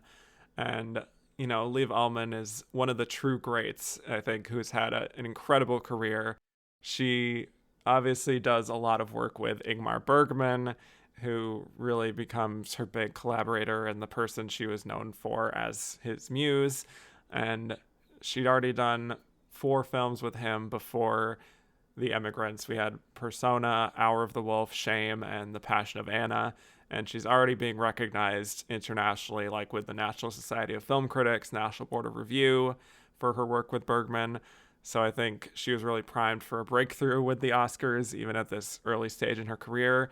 And The Emigrants, which is directed not by Bergman, but Jan Torell, is a big, epic 3-hour adaptation of a book series that tells the story of a Swedish family in the 19th century who decide to emigrate to the United States for a better life. And Liv Ullmann plays Christina, who's the matriarch of her family. She's devoutly religious. She doesn't really want to leave, but she decides ultimately that it will be best for her family. She's married to Karl Oskar, played by Max von Sydow, who is much more gung-ho about this journey, and away we go. Lots more to the story, obviously, but we'll maybe talk about that as we talk about the performance. So Liv Ullmann, now finally in possession of an Oscar herself, having won her own honorary Lifetime Achievement Award a few years ago. Here she is in an era of her career where she was very, very in demand. So thoughts on Liv Ullmann in The Emigrants? Well, I had never seen The Emigrants up until recently, and I was won over by it. The thing is, I couldn't believe Max von Sydow hadn't been nominated, to be quite honest with you, when I looked at what the film was. I can see why Liv was cited. I mean, I think the Oscars occasionally do You've Arrived nomination, and I think they thought Liv was poised to be on the brink of a huge Hollywood breakthrough at this time, and she did all those American films that flopped around then. Because the performance in The Emigrants is unshowy, but it's obvious at the same time, The film itself is stunning. I mean, it looks like a 19th century painting, and yet it also has, the sort of the jerky cameras and the sound, and it really is so captivating when you sit in and watch it. It does grow on you, because when I saw it first, I thought, oh God, 3.5 hours of these Scandinavians, and it's going to be so boring. But it brings you in, and it has that lovely stately feel to it. Unlike the other 4 women, how do you pick out a key moment or a key scene with Liv when it's all looks, when it's all, for example, her, swinging at the beginning of it, her watching a house burn down, things like that. Even the moment where her child dies, the scene everyone remembers from, eating, not being able to digest porridge, which is just the most awful way to go. I mean, Jan Troell cuts to the coffin, Anyone else would have done Liv in anguish, and this is the kind of performance she's dealing with. It's I'm not saying it's underplayed, but it's different, it's different to what we'd expect. And I think she takes great pride in the fact that it was Jan Troell and The Emigrants that brought her to Hollywood. It wasn't Bergman. I know people would have had the Bergman films in mind, and of course Cries and Whispers came out around the same time. But yeah, this is a very interesting and unusual film, and I didn't look at the second part because I didn't want to cloud my imagination of what she was nominated for. But remember, the New Land was up for foreign film the same year, so I'm sure voters had it in their minds. I think so when they were casting their ballots. Yeah, I think Liv Ullmann is incredible. Not breaking any news by saying that. Pretty much everything I've seen her in, which is admittedly not like her brief stint in Hollywood. I have not seen that part of her career, but obviously her stuff with Bergman is pretty transcendent. Yeah. This is going to sound kind of stupid, but... Well, after all I've said so far, it certainly won't. No. But when I think of Liv Ullmann, I sort of think of like those Greek comedy tragedy masks. Yeah. Yeah, no, I know what you mean. There's just like something very just like fundamental and raw and something about her acting style and her ability to really tap into, especially tragedy, that I think is so real and almost uncomfortable at times. Mm. I think what this woman, Christina Nielsen in The Emigrants, she's somebody that's aware of her own mortality all the time, you know? Yeah. And like, Right. as I'm not saying that, you know, losing her daughter wasn't hurtful, but she's somebody who knows. I mean, the scene where she gets lice on the ship, or the scene where she nearly dies from a nosebleed, you know, it's totally played with this kind of realism. And it's so, I mean, it's what a woman at that time. I mean, the people didn't expect to live till 40, you know, they knew that. Mm-hmm. And they were making this, they were the first people in the parish to go abroad. And the other thing is, I mean, of course, she not only had to speak in Swedish or act in Swedish, she had to act in a historic dialect from that time too. Yeah. So it's an extraordinary amount of work. And the other thing is, I couldn't believe she was in her kind of early 30s at the time, because she really does. You, unlike Diana Ross, you do believe her as this young virginal farm girl at the beginning. Yeah. You could absolutely. I mean, if somebody told you she was 18 or 19, you'd believe them, you know. Right.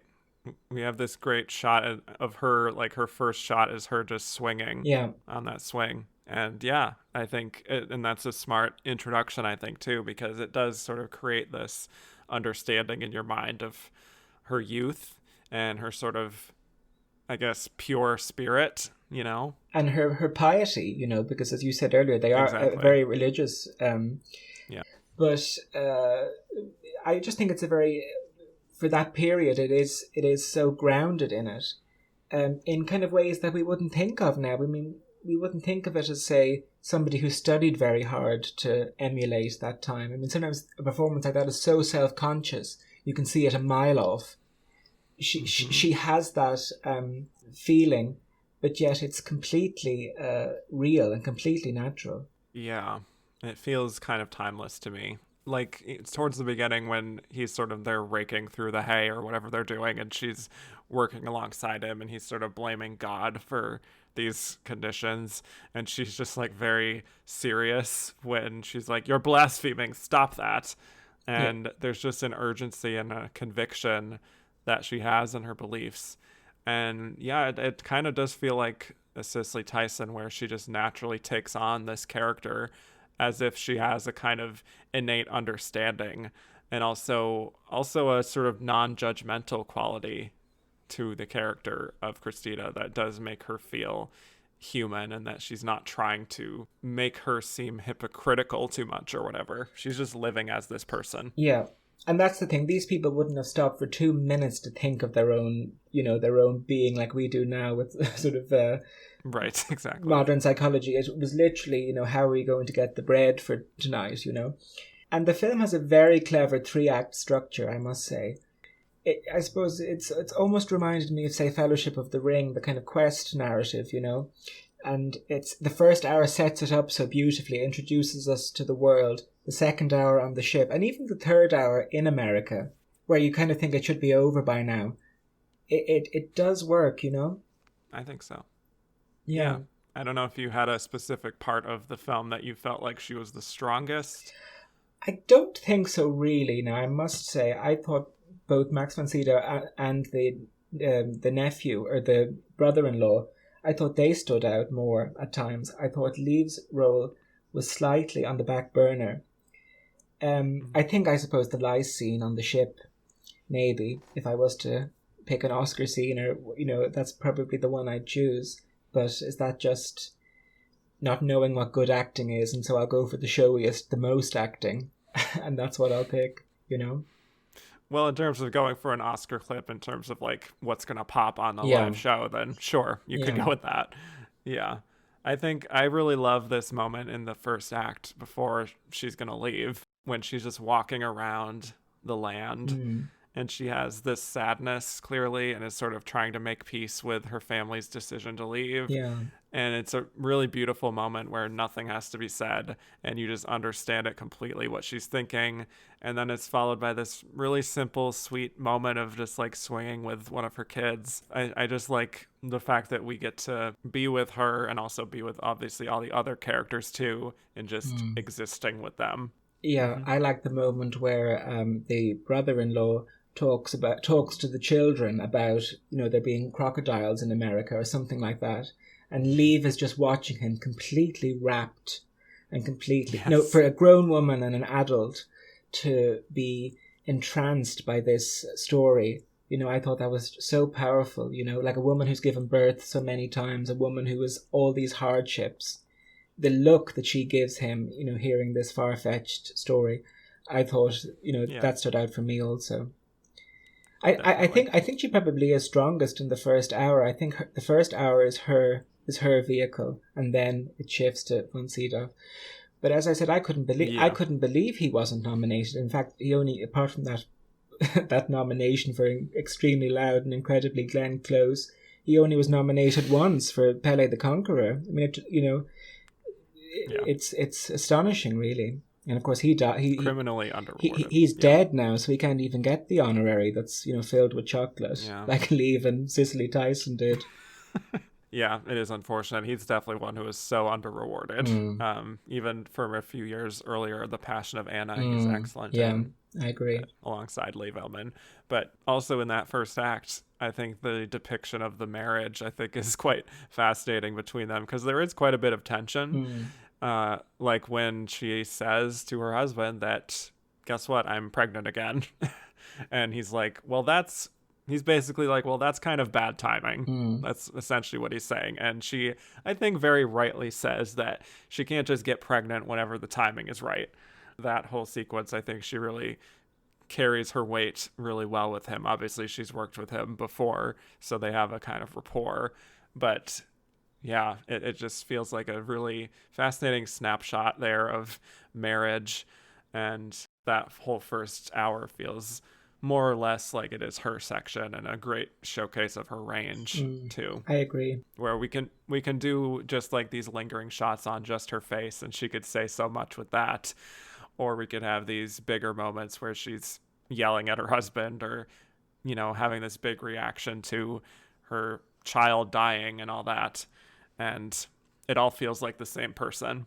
I think the stuff with her and the former sex worker who's on the boat is really kind of fascinating, just to see how worried she is about like her potentially infecting her kids or even themselves with diseases and all that. Yeah. There is that lice scene where she yells at that woman for like bringing her diseases to America, and then the woman tells her to kneel before her. And Christina, I love the scene where she just very loudly proclaims that she'd rather kneel to Satan himself. Yeah. It's a very good moment. And even when she's proven wrong, she still insists that, this woman is a whore. But like, that's all that woman, that Christina would have had, was her convictions. I mean, she'd have had nothing else to go on. And when you have nothing, a little of something is tempting, Absolutely. Yeah. And that whole second act is also fascinating, to see her becoming very sick, and she's convinced that she won't make it to America alive. And it's like these very tender and raw moments where she's barely even gasping out some of her lines, but she kind of does make it believable to me. Like, she kind of seems like she is dying. Third act wise, yes, she does have that scene where she loses her kid and everything, which is interesting and gives Christina a nice sort of arc to the end, where she was so used to living in the traditions of her home, and now she's sort of expanding her mind a little more as she's venturing out into the world and everything. So it's like a sort of growing up in a way for her. But I do think it starts to taper off with her story, and it becomes more fully about Max von Sydow and everything. But yeah, I think it's a really great showcase of her talent. I know that she really, really loves The Emigrants and The New Land taken as a whole. She values that as one of her best, if not the best, experience of her career. So yeah, I absolutely believe all of that. The thing is, it's not well known. I mean, you asked me on Instagram the other night had I found a copy of it, because it wasn't available up until about 5 years ago, I believe, until Criterion restored it, and I think probably on its initial release was probably available in some awful butchered dubbed version rather than the glorious 3-hour subtitled job we have now. But again, it's something I would direct everyone. I'm looking forward to seeing the New Land.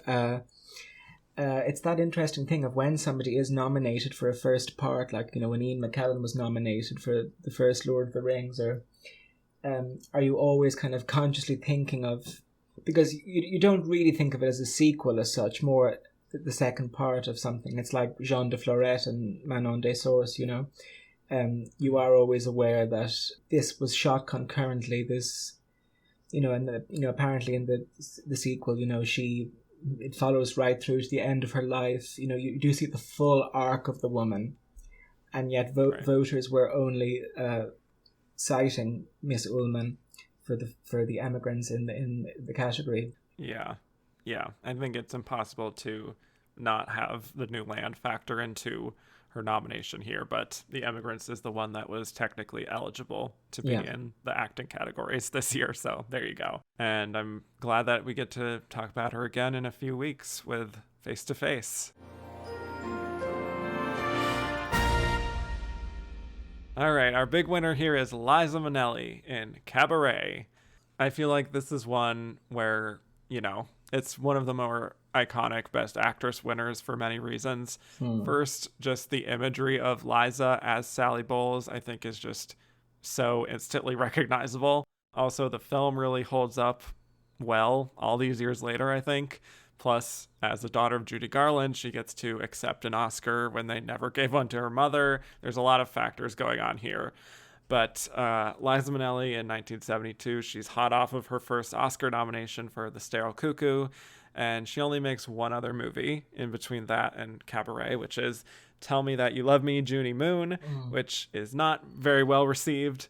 But it was an interesting role, though. She played a young woman that had been in an acid attack and had a gay roommate, and it really kind of was an attempt to recreate Sterile Cuckoo again. Otto Preminger directed it, but it was an interesting role. I mean, people think that Liza was playing herself in Cabaret, and yet it was somebody that, in film at least, and no more than Diana Ross, didn't really have the great film career afterwards, but was trying different things, trying to differentiate herself from what people would expect Judy Garland's daughter and someone that won a Tony Award, as a teenager, to be doing. She did at least experiment in interesting roles, and I think Junie Moon is an example of that. She's trying to differentiate herself as much as she can, all the way, and you see that in her Oscar acceptance speech, saying thank you for giving this to me, and not my legacy or whatever. But yes, for this adaptation of Cabaret, comes from a huge Broadway musical, Tony winner, which comes out in the 60s. The big thing with Cabaret and Sally Bowles, though, is that she's not supposed to be like a fantastic singer, which is what makes the casting of Liza Minnelli kind of interesting, because she's pretty good at singing. Yeah. And at first it was thought that she was miscast. She's also doing her native American accent here when Sally in the show is supposed to be British. So there were changes in this film adaptation, and I think people who saw the stage show may have had a certain expectation going into it. But let's talk about how she did. So Cabaret is about a writer and tutor named Brian who arrives in Berlin in 1933, where he meets Sally Bowles, very larger-than-life entertainer at the Kit Kat Club, which is the local cabaret bar, as they form a relationship that becomes rather complicated over time, all of which is set against the rise of the Nazi Party in Germany. So, Mark, would love to know your thoughts on the great Liza with a Z. And I have so many notes here about Lisa with an S. I've nothing. No, oh, jeez. I love this performance. I think it was what Bob Fosse and the writers did was so clever. Going back to Christopher Isherwood, and lumping a few songs from the musical and a few new, well, actually they were trunk songs they'd written, but they were new for the film, into it. Because it's a completely different beast from the stage show. Completely different. The whole plot is different. And in the stage show, there's a Jewish grocer and the landlady have a love affair. That's gone away with. They bring back the Jewish heiress, played by Marissa Berenson. And I think Liza is spectacular. It was the role she was born to play. She auditioned for it and really wanted it on stage, but Harold Prince didn't give her the time of day. And the woman that played it on Broadway, Jill Hayworth, is totally kind of written out of the people that made Cabaret what it was. I mean, people think it was Hal Prince, Joel Grey, Fosse doing the film. The woman that originated the part is largely forgotten now. But the film Sally is a completely different beast, and I think Liza is terrific. And the way they introduce her, I think, is so interesting to know, because she's introduced as an afterthought in the Willkommen number. It's so different to the Funny Girl, Hello Dolly, Sweet Charity style of introducing the heroine, where they had these elaborate introductions. She's just brought on stage and is not given a second thought until the film picks up with her. This draws on everything. It draws on her theatre experience. It draws on the Sterile Cuckoo. It draws on, it's the most perfect role for somebody, I think. And I mean, nobody ever sang those songs as well. I mean, Christopher Isherwood said that if that cabaret had Liza and Joel Grey, the people would be queuing around the block to get in. It wouldn't be some awful dump or dive. And of course, Fosse knew that world of vaudeville and burlesque and really had an eye for making it out to be so grimy and sexy too, in a way, and subversive. And I know it probably looks quite mild to our sensibilities, but the sexuality of it, Liza, this woman is somebody that would sell her mother to the devil for $2.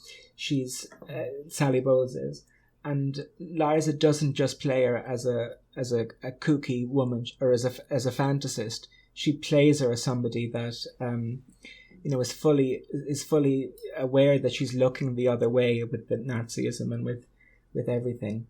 And I think Christopher Isherwood really disliked to pick Michael York in it, because he thought that the bisexuality was reduced to a quirk like bedwetting, he said, rather than an integral part of someone's life as someone's sexuality is. But yeah, I think Liza is terrific in this. I really can't think of enough good words to say about her. I agree. Yeah, I think this is one of those performances where even if it feels so indelible to the 70s, it's still so enduring at the same time, and also totally unique because of her screen presence. There's no one else who could have possibly played Sally Bowles like Liza. And, if you've seen the stage show, you might have a certain opinion on it. Personally, I still haven't. Yeah. But when I look at her in this film, it just feels like a role that was written for her and that she was born to play, like you said. And she clearly did her research. She studied Louise Brooks and other actresses around that time, and she just kind of internalized a lot of it. The humor, the quirkiness, obviously these huge musical performances, the heartbreak, the theater geek energy, the total lack of cynicism, like it's all there.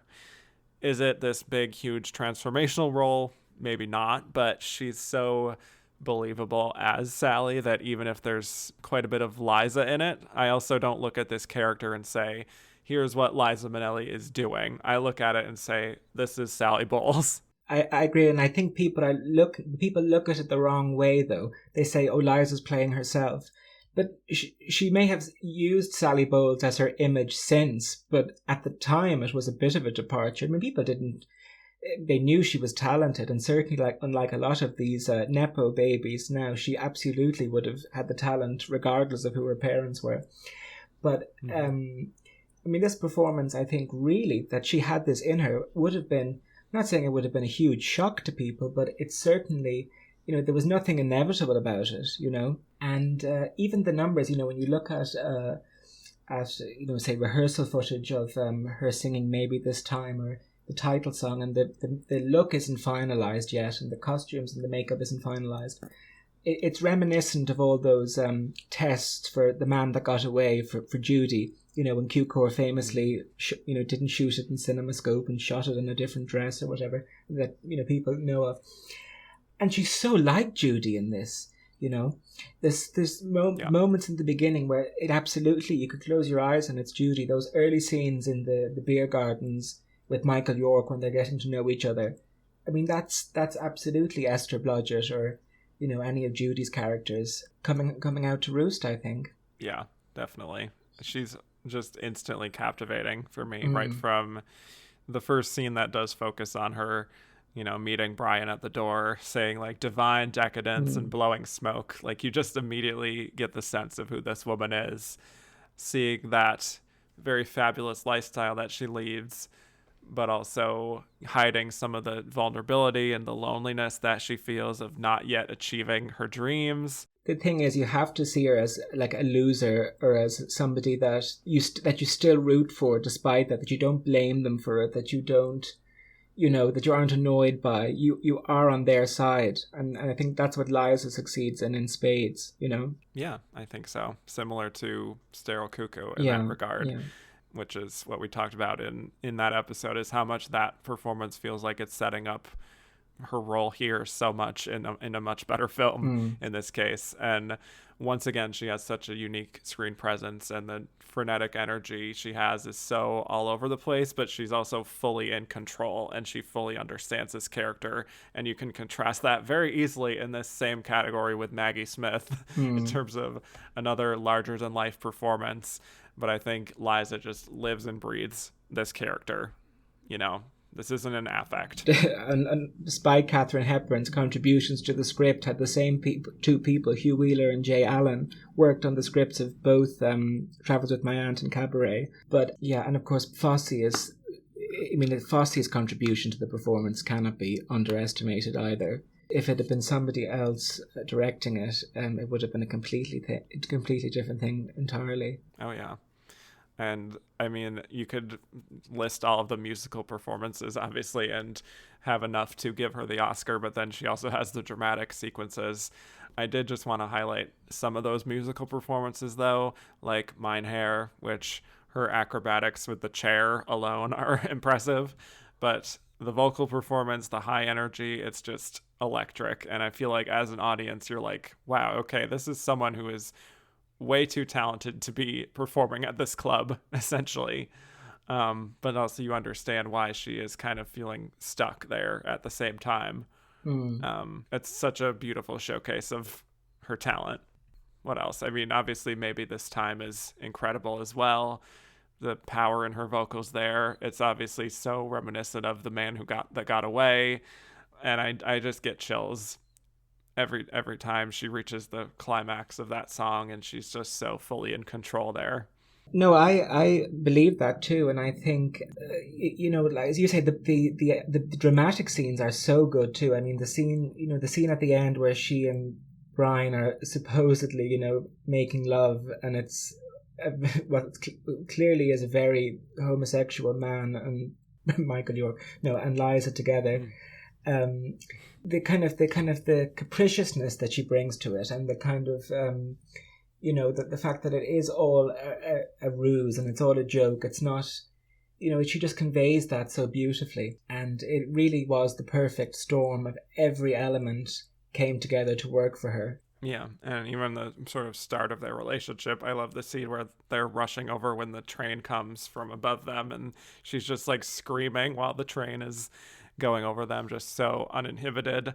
And there's also this sort of primal quality and a lust in her eyes that she has in a lot of sequences in the film that's so perfect for the story, because Brian also has to be so entranced by her and her lifestyle, and she's so attracted to him in return because he's basically like an empty canvas that she could just sort of project everything onto. Yeah. And I love those awkward moments that they have of sort of intimacy that they have in the beginning, like when she kisses him and he's like politely tries to keep her distance, and she plays it off and is like, hey, sex always complicates friendships, and I don't want to complicate this friendship, Yeah. and also I don't know how long he's been there by that point, but she calls him her best friend, which I think is quite interesting because it feels like he just arrived rather recently by that point. Well, I mean, she herself says she was only there 3 months at the beginning, so it's that. And then, of course, the final scene where he goes off to Paris and she sings the title song. On stage, I mean, that song is sung in utter defeat. Having to abort her child, whereas Liza sings it with defiance and sings it with, that to hell with them. She doesn't sing it, and it's upbeat, and I mean, you truly believe that when she goes like Elsie, whereas on stage, that sounds like someone is resigning themselves to the most awful fate, whereas Liza can still, after all that's happened to her, she still has that optimism, that refusal to deal with the realities of the world. Like, I mean, as the Nazis are rising around them, as all these other things are happening, I mean, it's quite prescient, really, when you think about all the inflation and things. But it's, it's astonishing.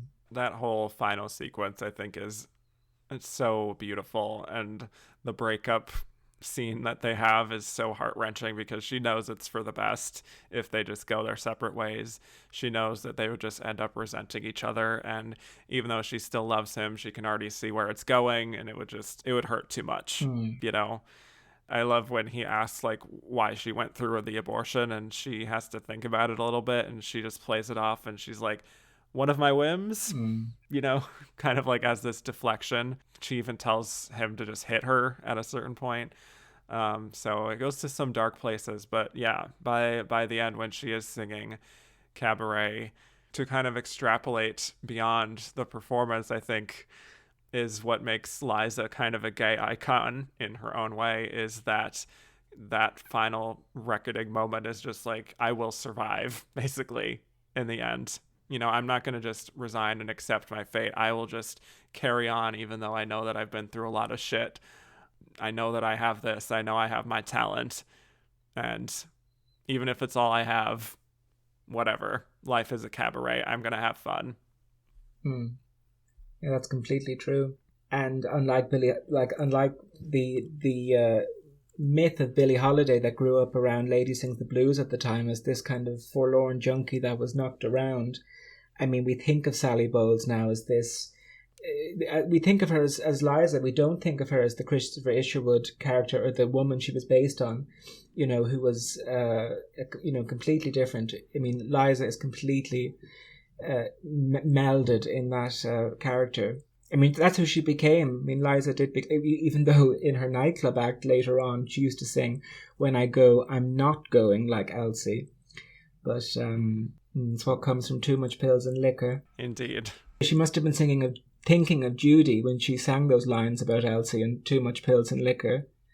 That does hit home. Because, it's what got her mother, I wonder how would Judy have played Sally Bowles in the 50s? Julie Harris did it in a straight play, I Am a Camera, and then did it in a film that wasn't well received. But it's very interesting. But as you said earlier about her saying that, thank you for giving this to me, this is totally her creating her own person, not her mother, not anything else. It's the moment where she really, became Liza with a Z. I mean, that special Liza with a Z came out the same year, and she was only 26 too, which is astonishing to think that she had this in her at that age, Yeah, and didn't she already have a Tony by then? Well, she did Tony by the time she was 16 or 17 for Flora the Red Menace with Cantor and Ebrard.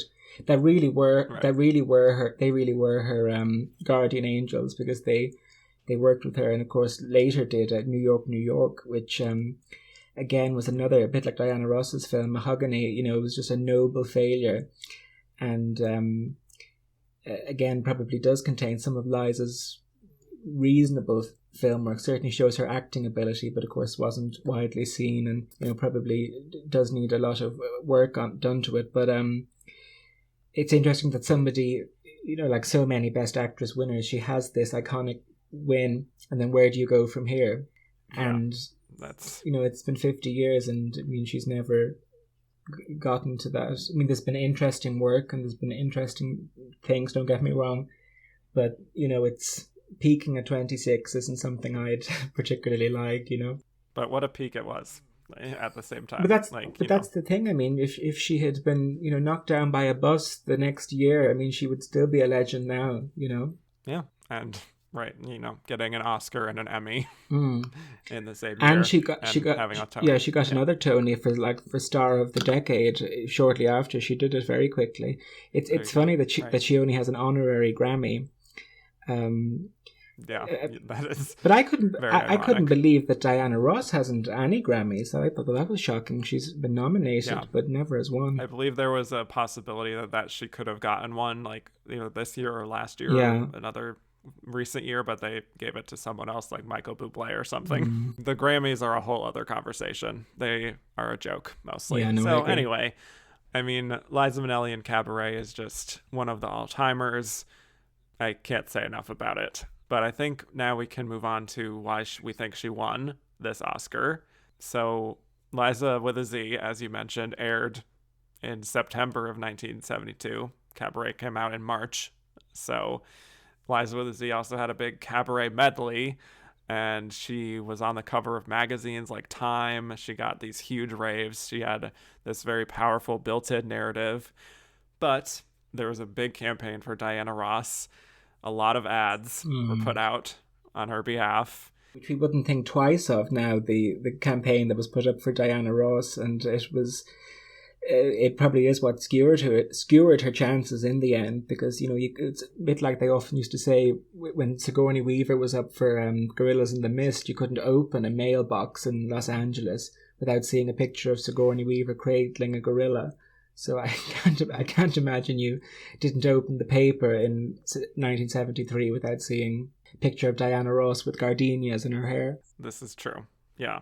I mean, Diana did not win the Golden Globe, which you think she would have because of how much they love splashy stars and everything. They gave that to Liv Ullmann in The Emigrants in drama. Cicely Tyson also nominated there as well. Liza Minnelli naturally wins the Comedy Actress Golden Globe. So it's an interesting maybe three-way race there. People did also think Cicely Tyson might have had a chance as well, just because the film did decently well, got into picture, got a surprise nomination in actor. By all accounts, Maggie Smith was completely written off for natural reasons. But I do think also a big part of Liv Ullmann not repeating her Golden Globe win, obviously, is the release of her first Hollywood film, Lost Horizon, in the lead up to the awards, which was a box office bomb. It was critically reviled. So and that maybe did not help. Bette Midler said that I never miss a Liv Ullmann musical because it was just so improbable that Liv would do it.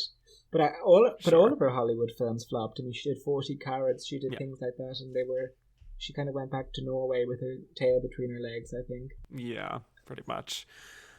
But why do we think Liza was our big winner here? Well, Cicely Tyson says it in her book. She said that obviously who her parents were. Judy never won. Vincent Minnelli did, but she was dating Desi Arnaz Jr. at the time. Who Lucille Ball actually loved and would have, even though he was quite a bit younger than Liza, but she hated when Desi Arnaz Jr. was going with Patty Duke, so to go with the daughter of Hollywood and Liza was like manna from heaven. All of those things, the factors, the loss for the sterile cuckoo, they all combined. And the other thing is, I know it does happen, but giving an Oscar to a debut performance like Diana Ross, you have to think of the Oscar as an investment. And, do you think an investment like that would have been worth it then? And I know Diana herself took great umbrage at Halle Berry when Halle Berry won, because she didn't mention Diana in the lineup of all the women that came before, like, Lena Horne and Dorothy Dandridge. But in fairness, she didn't mention Cicely Tyson either. But you do think would Diana's film career have been different had an African-American woman won in that category 30 years before they did in reality? but I really can. The thing is, like now looking back, we just think, of course, it was a slam dunk for Liza. I mean, how could it not be? But at the time, I think, I wouldn't have been unconfident if I was Diana going in. Apparently, a bit like Jennifer Hudson now, she named her dog Oscar. Berry Gordy had a big birthday party. Well, Jennifer Hudson has a dog named after everything. She's a dog named Emmy and a dog named Tony. This is true. And she got the Tony last year, but I often think that producing Tonys shouldn't really count. But so I think, and Liv Ullmann very humorously, actually, in her book, Changing, the book is called, she talks about this night in 73, and she invited her mother and her friends over from Norway, and the sewing circle, she called them, and she calls Diana Ross the Confident. She never names her. She just keeps referring to the Confident, and the Confident presented an award, I think supporting actor for Joel Grey, then went back and changed. She came in in the Confident, and the Confident was seen being consoled by Shelley Winters at the end of the night and then skipping off. But I think, Cicely Tyson has it right in her book. Cicely Tyson says that she, going to the ceremony was the reward for her. She sat in the front row and knew that you can actually see when Raquel Welch and Gene Hackman, and of course Raquel Welch makes that deliciously bitchy remark about, I hope they haven't got a cause because, the Brando thing had happened.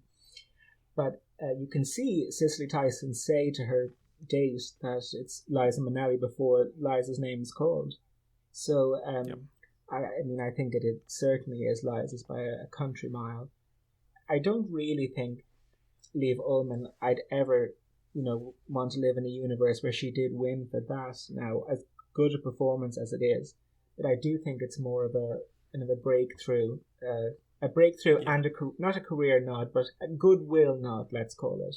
And they often do give that to somebody. And as I said, I'm sure people were expecting her to be the great star in Hollywood of the 70s, after the Bergman films. So the nomination is understandable. Unfortunately, just the attitudes of the time, were they going to give it to either African-American woman then? It's an interesting question. I mean, were they ready to do that? There was also reporting at the time, and in terms of whether it was true or not, Cicely Tyson also mentioned in her book that she was very much pitted up against Diana Ross in the press quite often. That's just a natural thing that the media would do at that time, unfortunately, and it's very, very unfortunate, but I don't think that it's the kind of thing where they would split votes necessarily, because they are such two different performances at the end of the day. Yeah. But I think, Liza, in terms of she has all those factors in her favor, plus she has the movie that the Academy members fell over themselves to reward in almost every single category, 8 Oscars, even if it didn't get Best Picture. It's like, it was a total sweep at the end of the day. And so I imagine most Academy members, more than any other film by far in this category, had seen Cabaret just to start with. So that obviously helps. And there's something very tempting and delicious about her narrative. So that's really, really what all it comes down to. For as strong as this category is, I think Liza's narrative really helped her quite a bit. And the performance itself is pretty undeniable, I think. Maybe some people deny it, but some people not in my world. Some people do deny it. I was shocked when I was on your Twitter the other night and saw what the people were saying. I couldn't believe it. Yep. I'm sure you had people denying Vivien Leigh in those 2 years when you did those episodes. Oh yeah. But I suppose the other thing maybe with Liza is you don't really think of her as a great beauty in the way you did with Vivien Leigh. I mean, Vivien always regarded that as her great handicap, to being seen as a wonderful actress. But of course, the myth of Liza as this kook and this, has just completely taken over it. And in hindsight, people are going back. But at the time, I mean, this would have been such a breath of fresh air. Yeah, exactly. All right, I think it's time to get to some Twitter questions, if you're ready for that. I am, yes. Okay, we have quite a few, so Emily said, is this the time the category was most full of, as the gays would say, mothers who are mothering? I suppose so. I don't like that phrase mother, and I think it's so overused, but I know what it means. And yeah, I think so. I think they're all doing what we expect of them, and they're all, apart from Maggie Smith, but even Maggie Smith in a way is being Maggie Smith. So yeah, I would agree. For me, the mothering in 1987 will always have a special place in my heart. Mm. Well, So 87, I look forward to whoever you have on for that, because that year, yes. I mean, obviously I know who I'd like to win, but I mean, there isn't a weak link in the bunch. More on that when we get to it. Dark Shaka said, is this one of the most underrated set of nominees ever? Liza mostly outshines her fellow nominees, but they all present a pretty solid work. Most underrated ever, probably not. But in terms of quality, yeah, 4 out of 5 would be contenders for the win for me in other years. Yeah, I would agree. I don't think 72 is a year that you do think up when you think of a great year. You do think 87, you do think 39, you do think 64. I don't think you do think 72, but I would include it. Or 1950, that's the greatest year. 1950, yeah. I would also throw in 2006 as well. Yes. Cody Derrick said, where does Liza rank among the other leading lady stars who won for musical/singing performances? And he lists Louise Reiner, Julie Andrews, Barbara Barbara Streisand, sorry, Freudian slip, Sissy Spacek, Reese Witherspoon, Marion Cotillard, Emma Stone, Renee Zellweger. Well, Reese Witherspoon, Louise Reiner, and somebody else. Well, certainly don't consider them. I mean, they're Emma Stone. Sorry, I couldn't think of who the one. I don't give those the time of day. But so she's certainly up there with Marion. Certainly up there with Julie Andrews. Sissy Spacek too. Yeah, I think they're quite strong. But I think Liza is near the top in my overall rankings. Yeah, sometimes it's a bit different when you're talking about a musical biopic as opposed to a musical, though, isn't it? Yeah, this is although true. I actually didn't. Not quite the same. Obviously, he means Renee Zellweger and Judy, which I didn't despise. I must say, I didn't hate Renee Zellweger and Judy. I thought, I mean, it was similar to what Diana Ross was doing in Billie Holiday, because it's so unlike the real woman, but it works on its own level. That, you know, if Renee had been playing some drug-addled singer in a cabaret in London in the 60s that, you know, wasn't named Judy Garland, I think I'd really go for it, you know. But, no, Liza is up there with Julie Andrews and Cotillard and Streisand, I think, as really the great winners who are in musical films.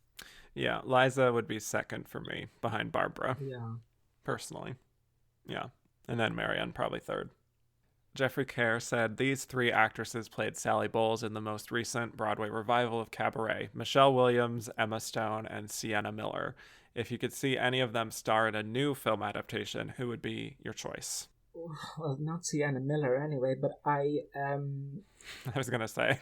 The thing is, I think they really wanted Emma Stone to originate that role in the revival, and she was doing Birdman at the time and different scheduling conflicts, and so she didn't originate it. She came in as a replacement and got much better reviews than Michelle Williams did, who kind of was a bit miscast in it, and certainly I don't think could do it in a film.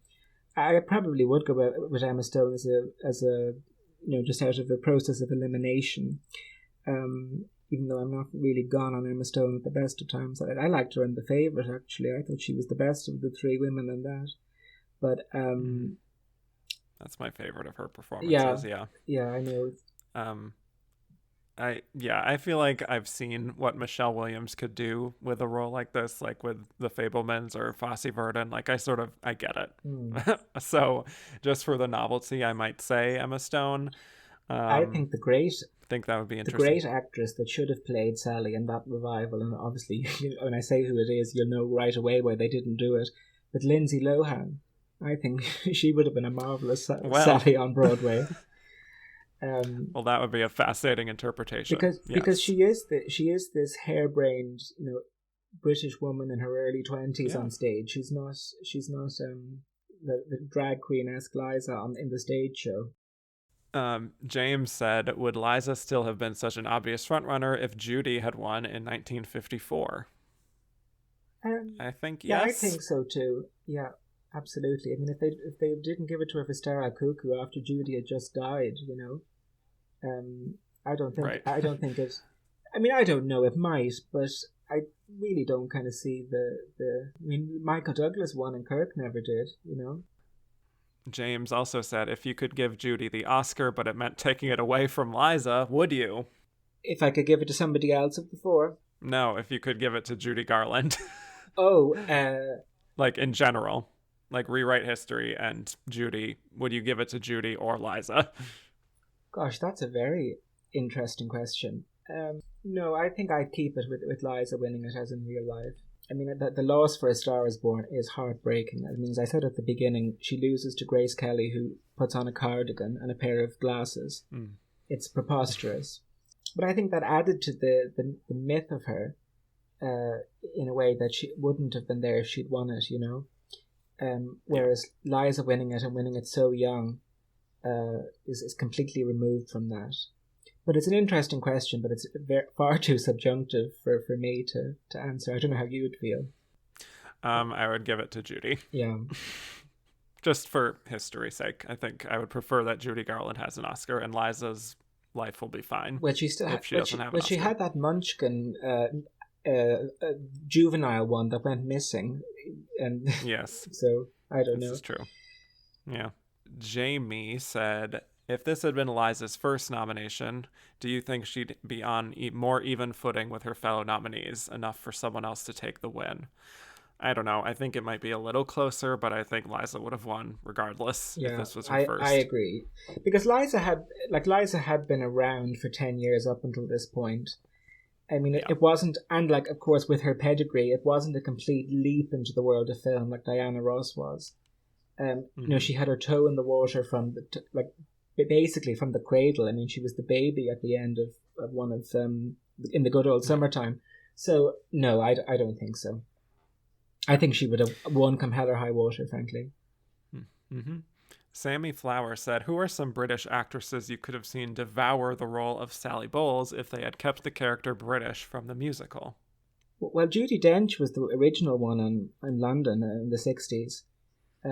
That is what I was going to say. Yeah, Judi Dench. Both Redgraves auditioned for it.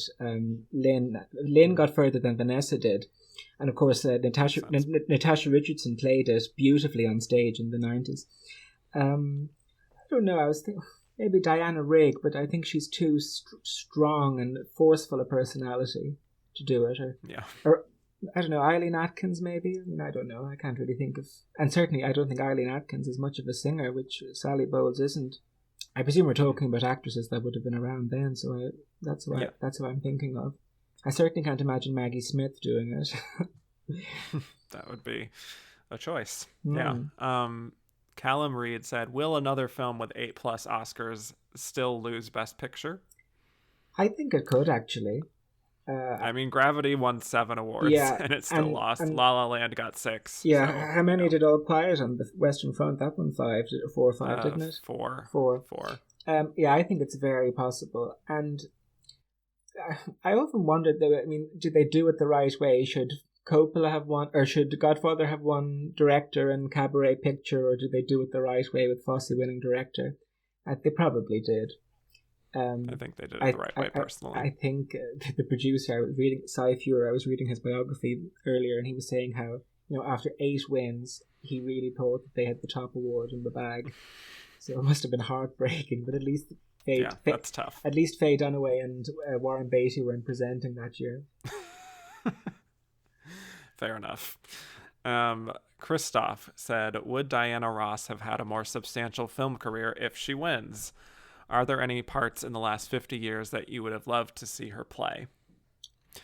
I think it would have given her a boost of confidence, maybe, and maybe some producers would be like, maybe we'll get her in some other meteor roles or something. But I'm not sure.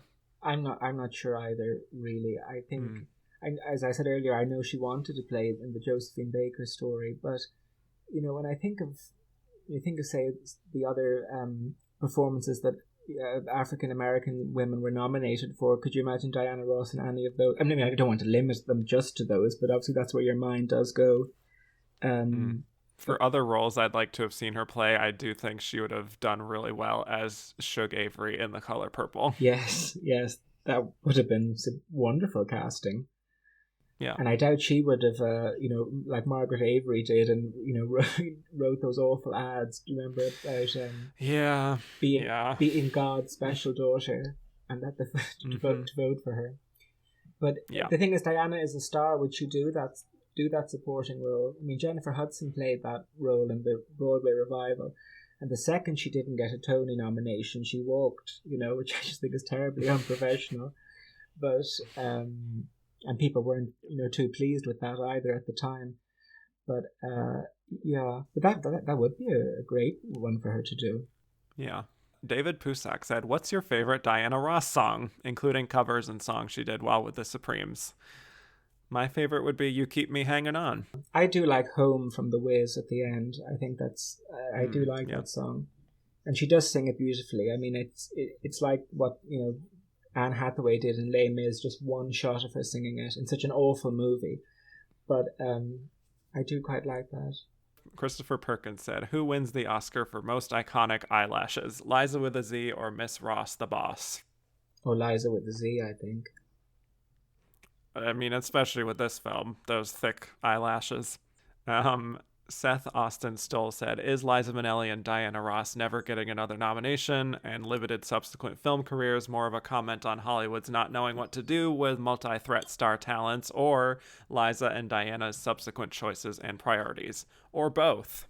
I think it's both, because Liza did do interesting things. She did a picture called Lucky Lady with Gene Hackman and Burt Reynolds, 3 years after Cabaret.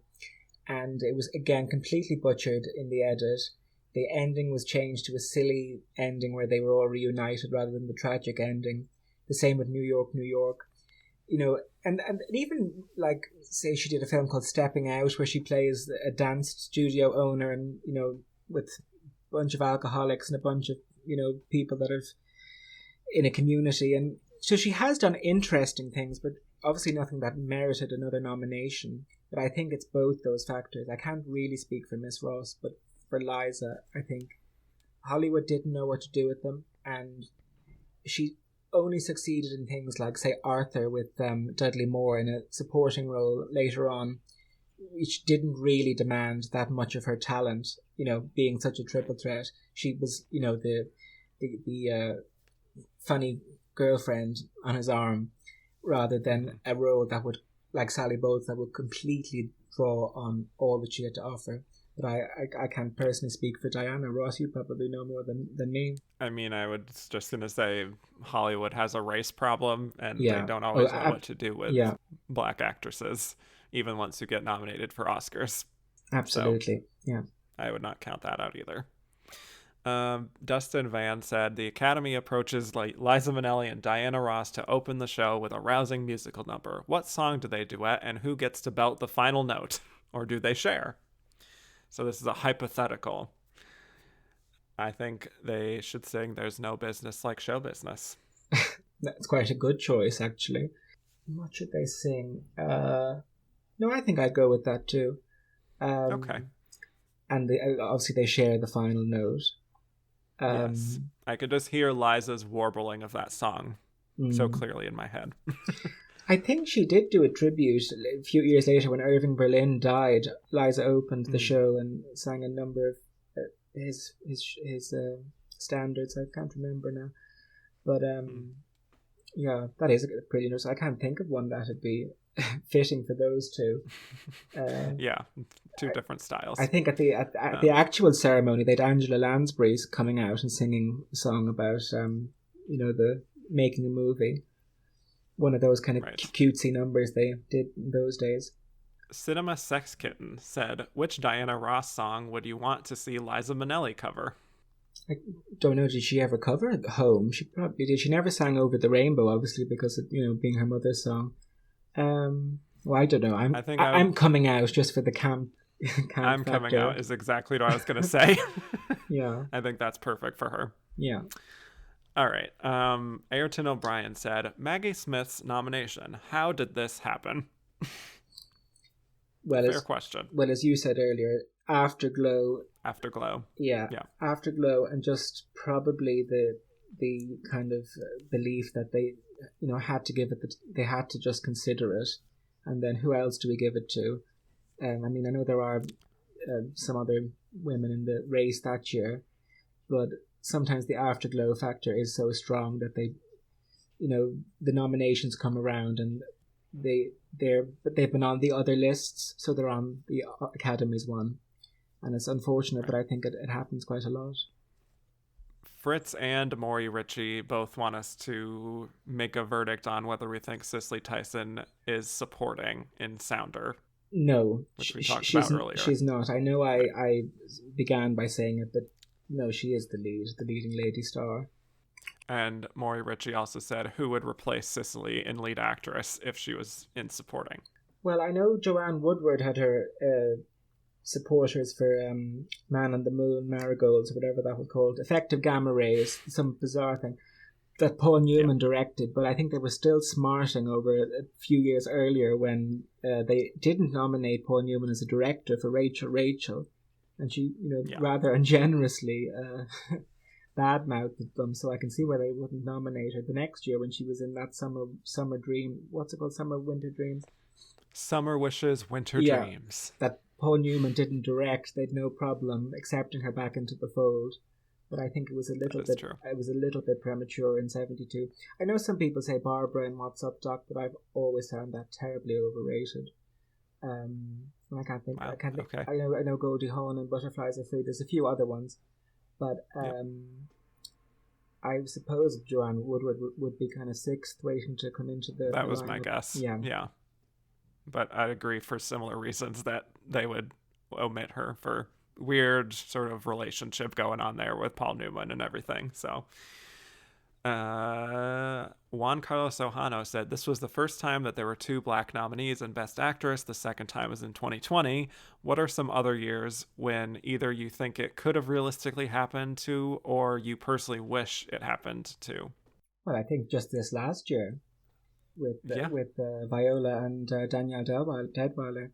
I think that most people did think it was going to happen, and I think with Viola it was the action bias was against her, and Danielle with the film, the subject matter and the fact that it wasn't widely seen, and then of course the To Leslie scandal. But I think this year was a very realistic chance. I can't think of another year where I'd need to see the year of release in the film to make a judgment on it. Yes, certainly this past year is a big one. Unfortunate that neither of them could get in. Still kind of stings. But I would say in terms of what I would have liked to have seen, 2019 really sticks out for me for Lupita Nyong'o for Us and Alfre Woodard in Clemency. I think both would have been excellent nominees. That was the same year that we actually got Cynthia Erivo nominated for Harriet. Which is the most preposterous film and performance. I mean, no bad. I mean, all due respect to Cynthia Erivo, but I thought it was a ridiculous performance and a ridiculous film. I thought, there was such talk of diversity, but Awkwafina was there, Lupita Nyong'o was there. These wonderful performances. Alfre Woodard, who, of course, they tried to do to Clemency what they did to The Wife, which was mock it, because it was a middle-aged actress in a film with a low budget and, with kind of TV-level stars. And they buried it, but I was so glad that BAFTA nominated Alfre Woodard the next year. I thought it was a great place for her to turn up in. But that they would have been 2 wonderful choices, because Lupita Nyong'o in such a genre role, and it'd be thrilling to have 2-time nominee Alfre Woodard. Yeah, after all this time, my God, only 1 nomination. Yeah. Brandon Stanwyck said, would you have nominated Liv Ullmann for any of her The Emigrants performances?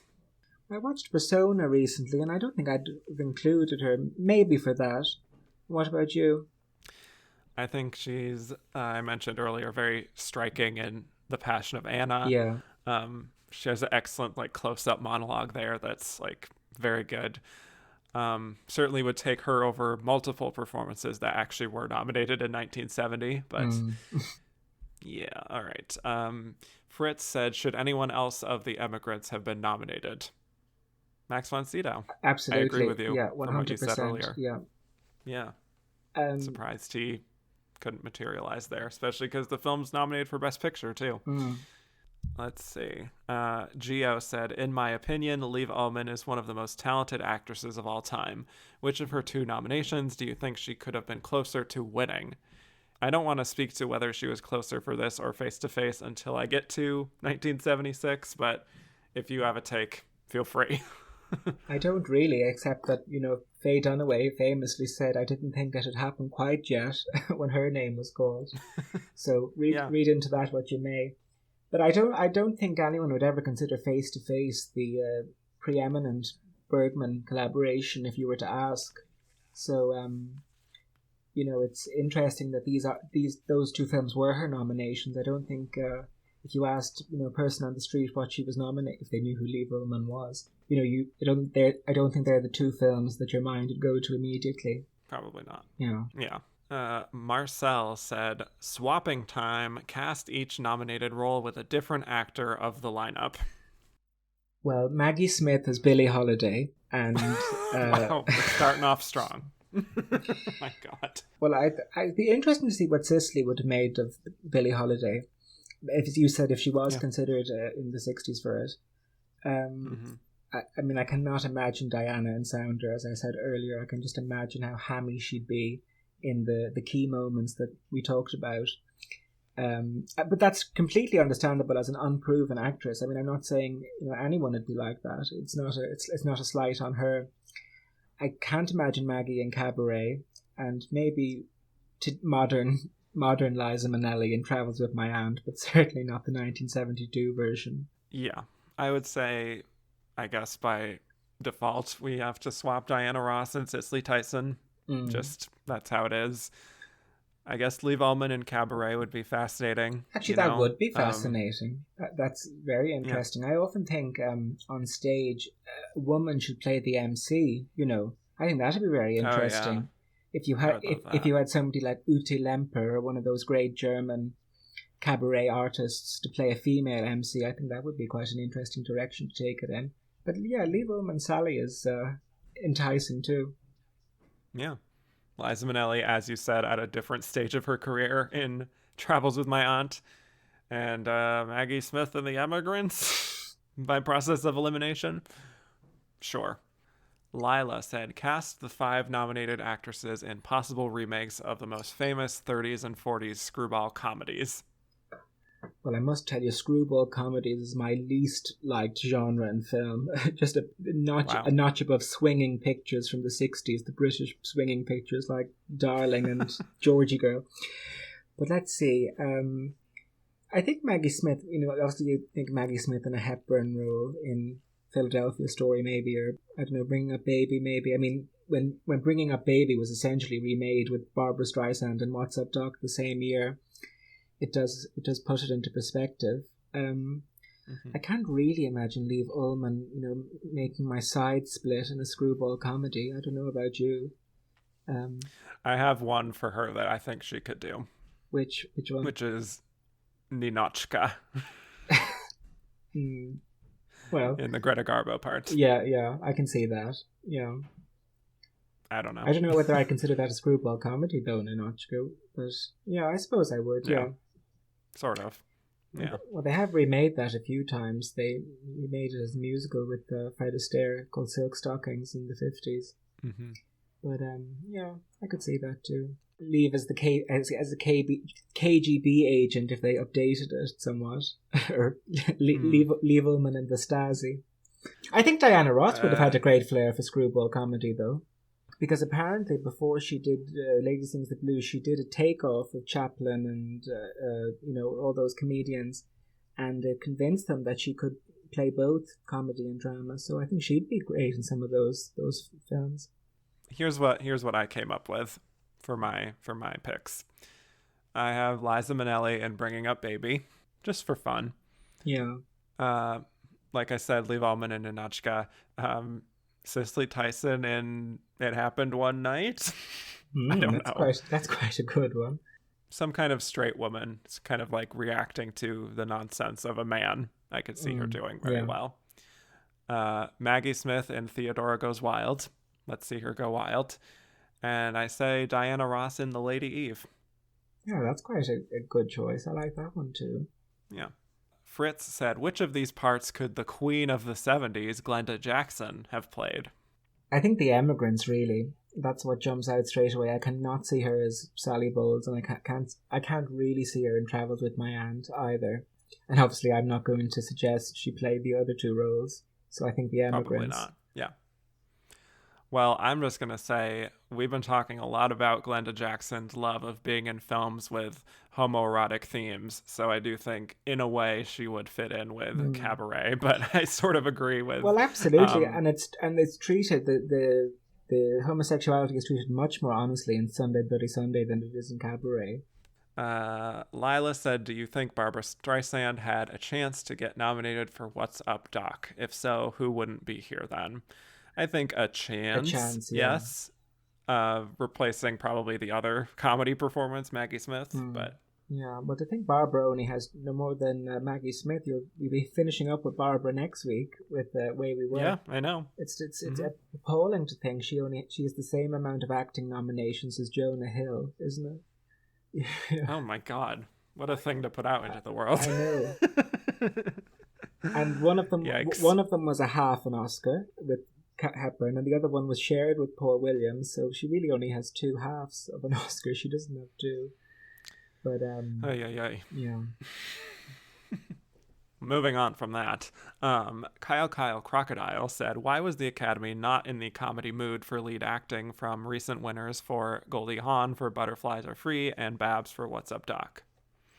I mean, they did do Maggie Smith, so they were at least in some kind of a comedy mood. Well, I think Maggie Smith is, you would think of it more as you said, an afterglow and in a reasonably prestigious film. I know that sounds ridiculous to call Travels with My Aunt prestige, but I mean, people believe that comedy is easy. It's the greatest fallacy ever, and certainly, Hawn and Streisand, I think they wouldn't consider them as but certainly Goldie Hawn. They wouldn't be substantial actresses like Maggie Smith was, Yeah. So I can see why neither of them made the cut. Andrew Carden said, thoughts on why Joanne Woodward, who scored Best Actress at Cannes, missed here for the effective gamma rays on Man in the Moon Marigolds. We already mentioned it. I think weird baggage with Paul Newman. And then final question here from Joey Gentili. Recast these roles with these 5 70s Oscars talents. Margaret Leighton, Diane Carroll, Valentina Cortez, Karen Black, Marie-Christine Barrault. Well, I think Marie-Christine Barrault in The Emigrants straight away.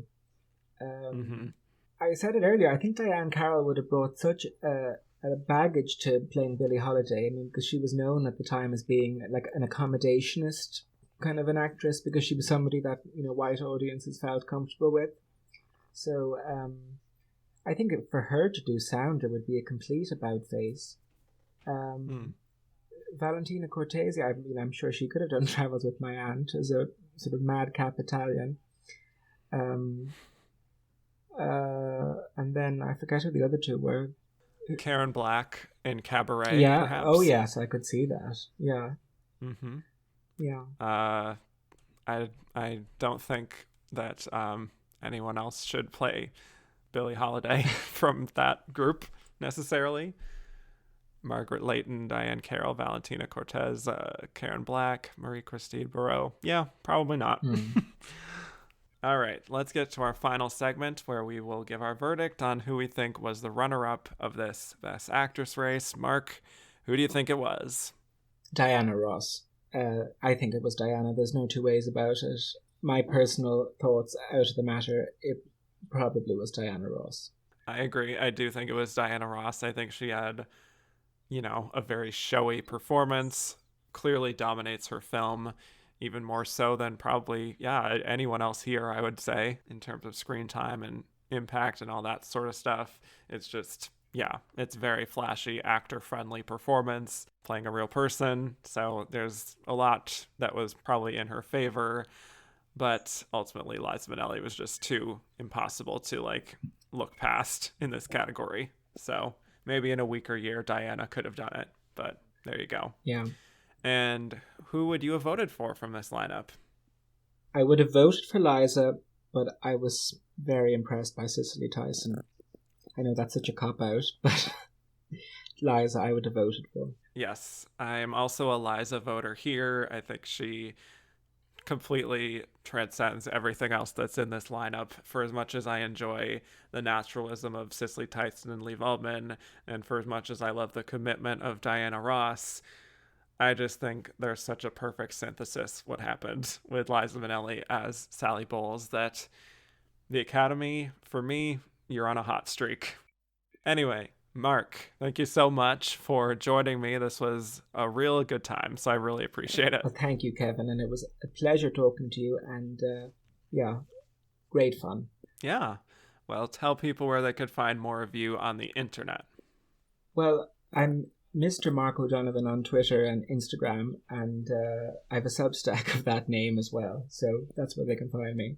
Yes, indeed. I highly recommend following Mark. Oh, thank you, Kevin. You're very sweet. Well, thank you all so much for listening. You could find me on Twitter at Kevin_Jacobson and at Oscar Runner-Up. Instagram at And the Runner-Up is. Rate, review, and subscribe if you haven't already. And if you liked what you heard and want to hear more, go to patreon.com/And the Runner-Up is. And in 2 weeks, we will be covering the 1973 Best Actress lineup, where the nominees were Ellen Burstyn in The Exorcist, Glenda Jackson in A Touch of Class, Marsha Mason in Cinderella Liberty, Barbra Streisand in The Way We Were, and Joanne Woodward in Summer Wishes, Winter Dreams, with the winner being Glenda Jackson. So, with that, thanks again, Mark. Thanks, Kevin. And I will bid you all adieu.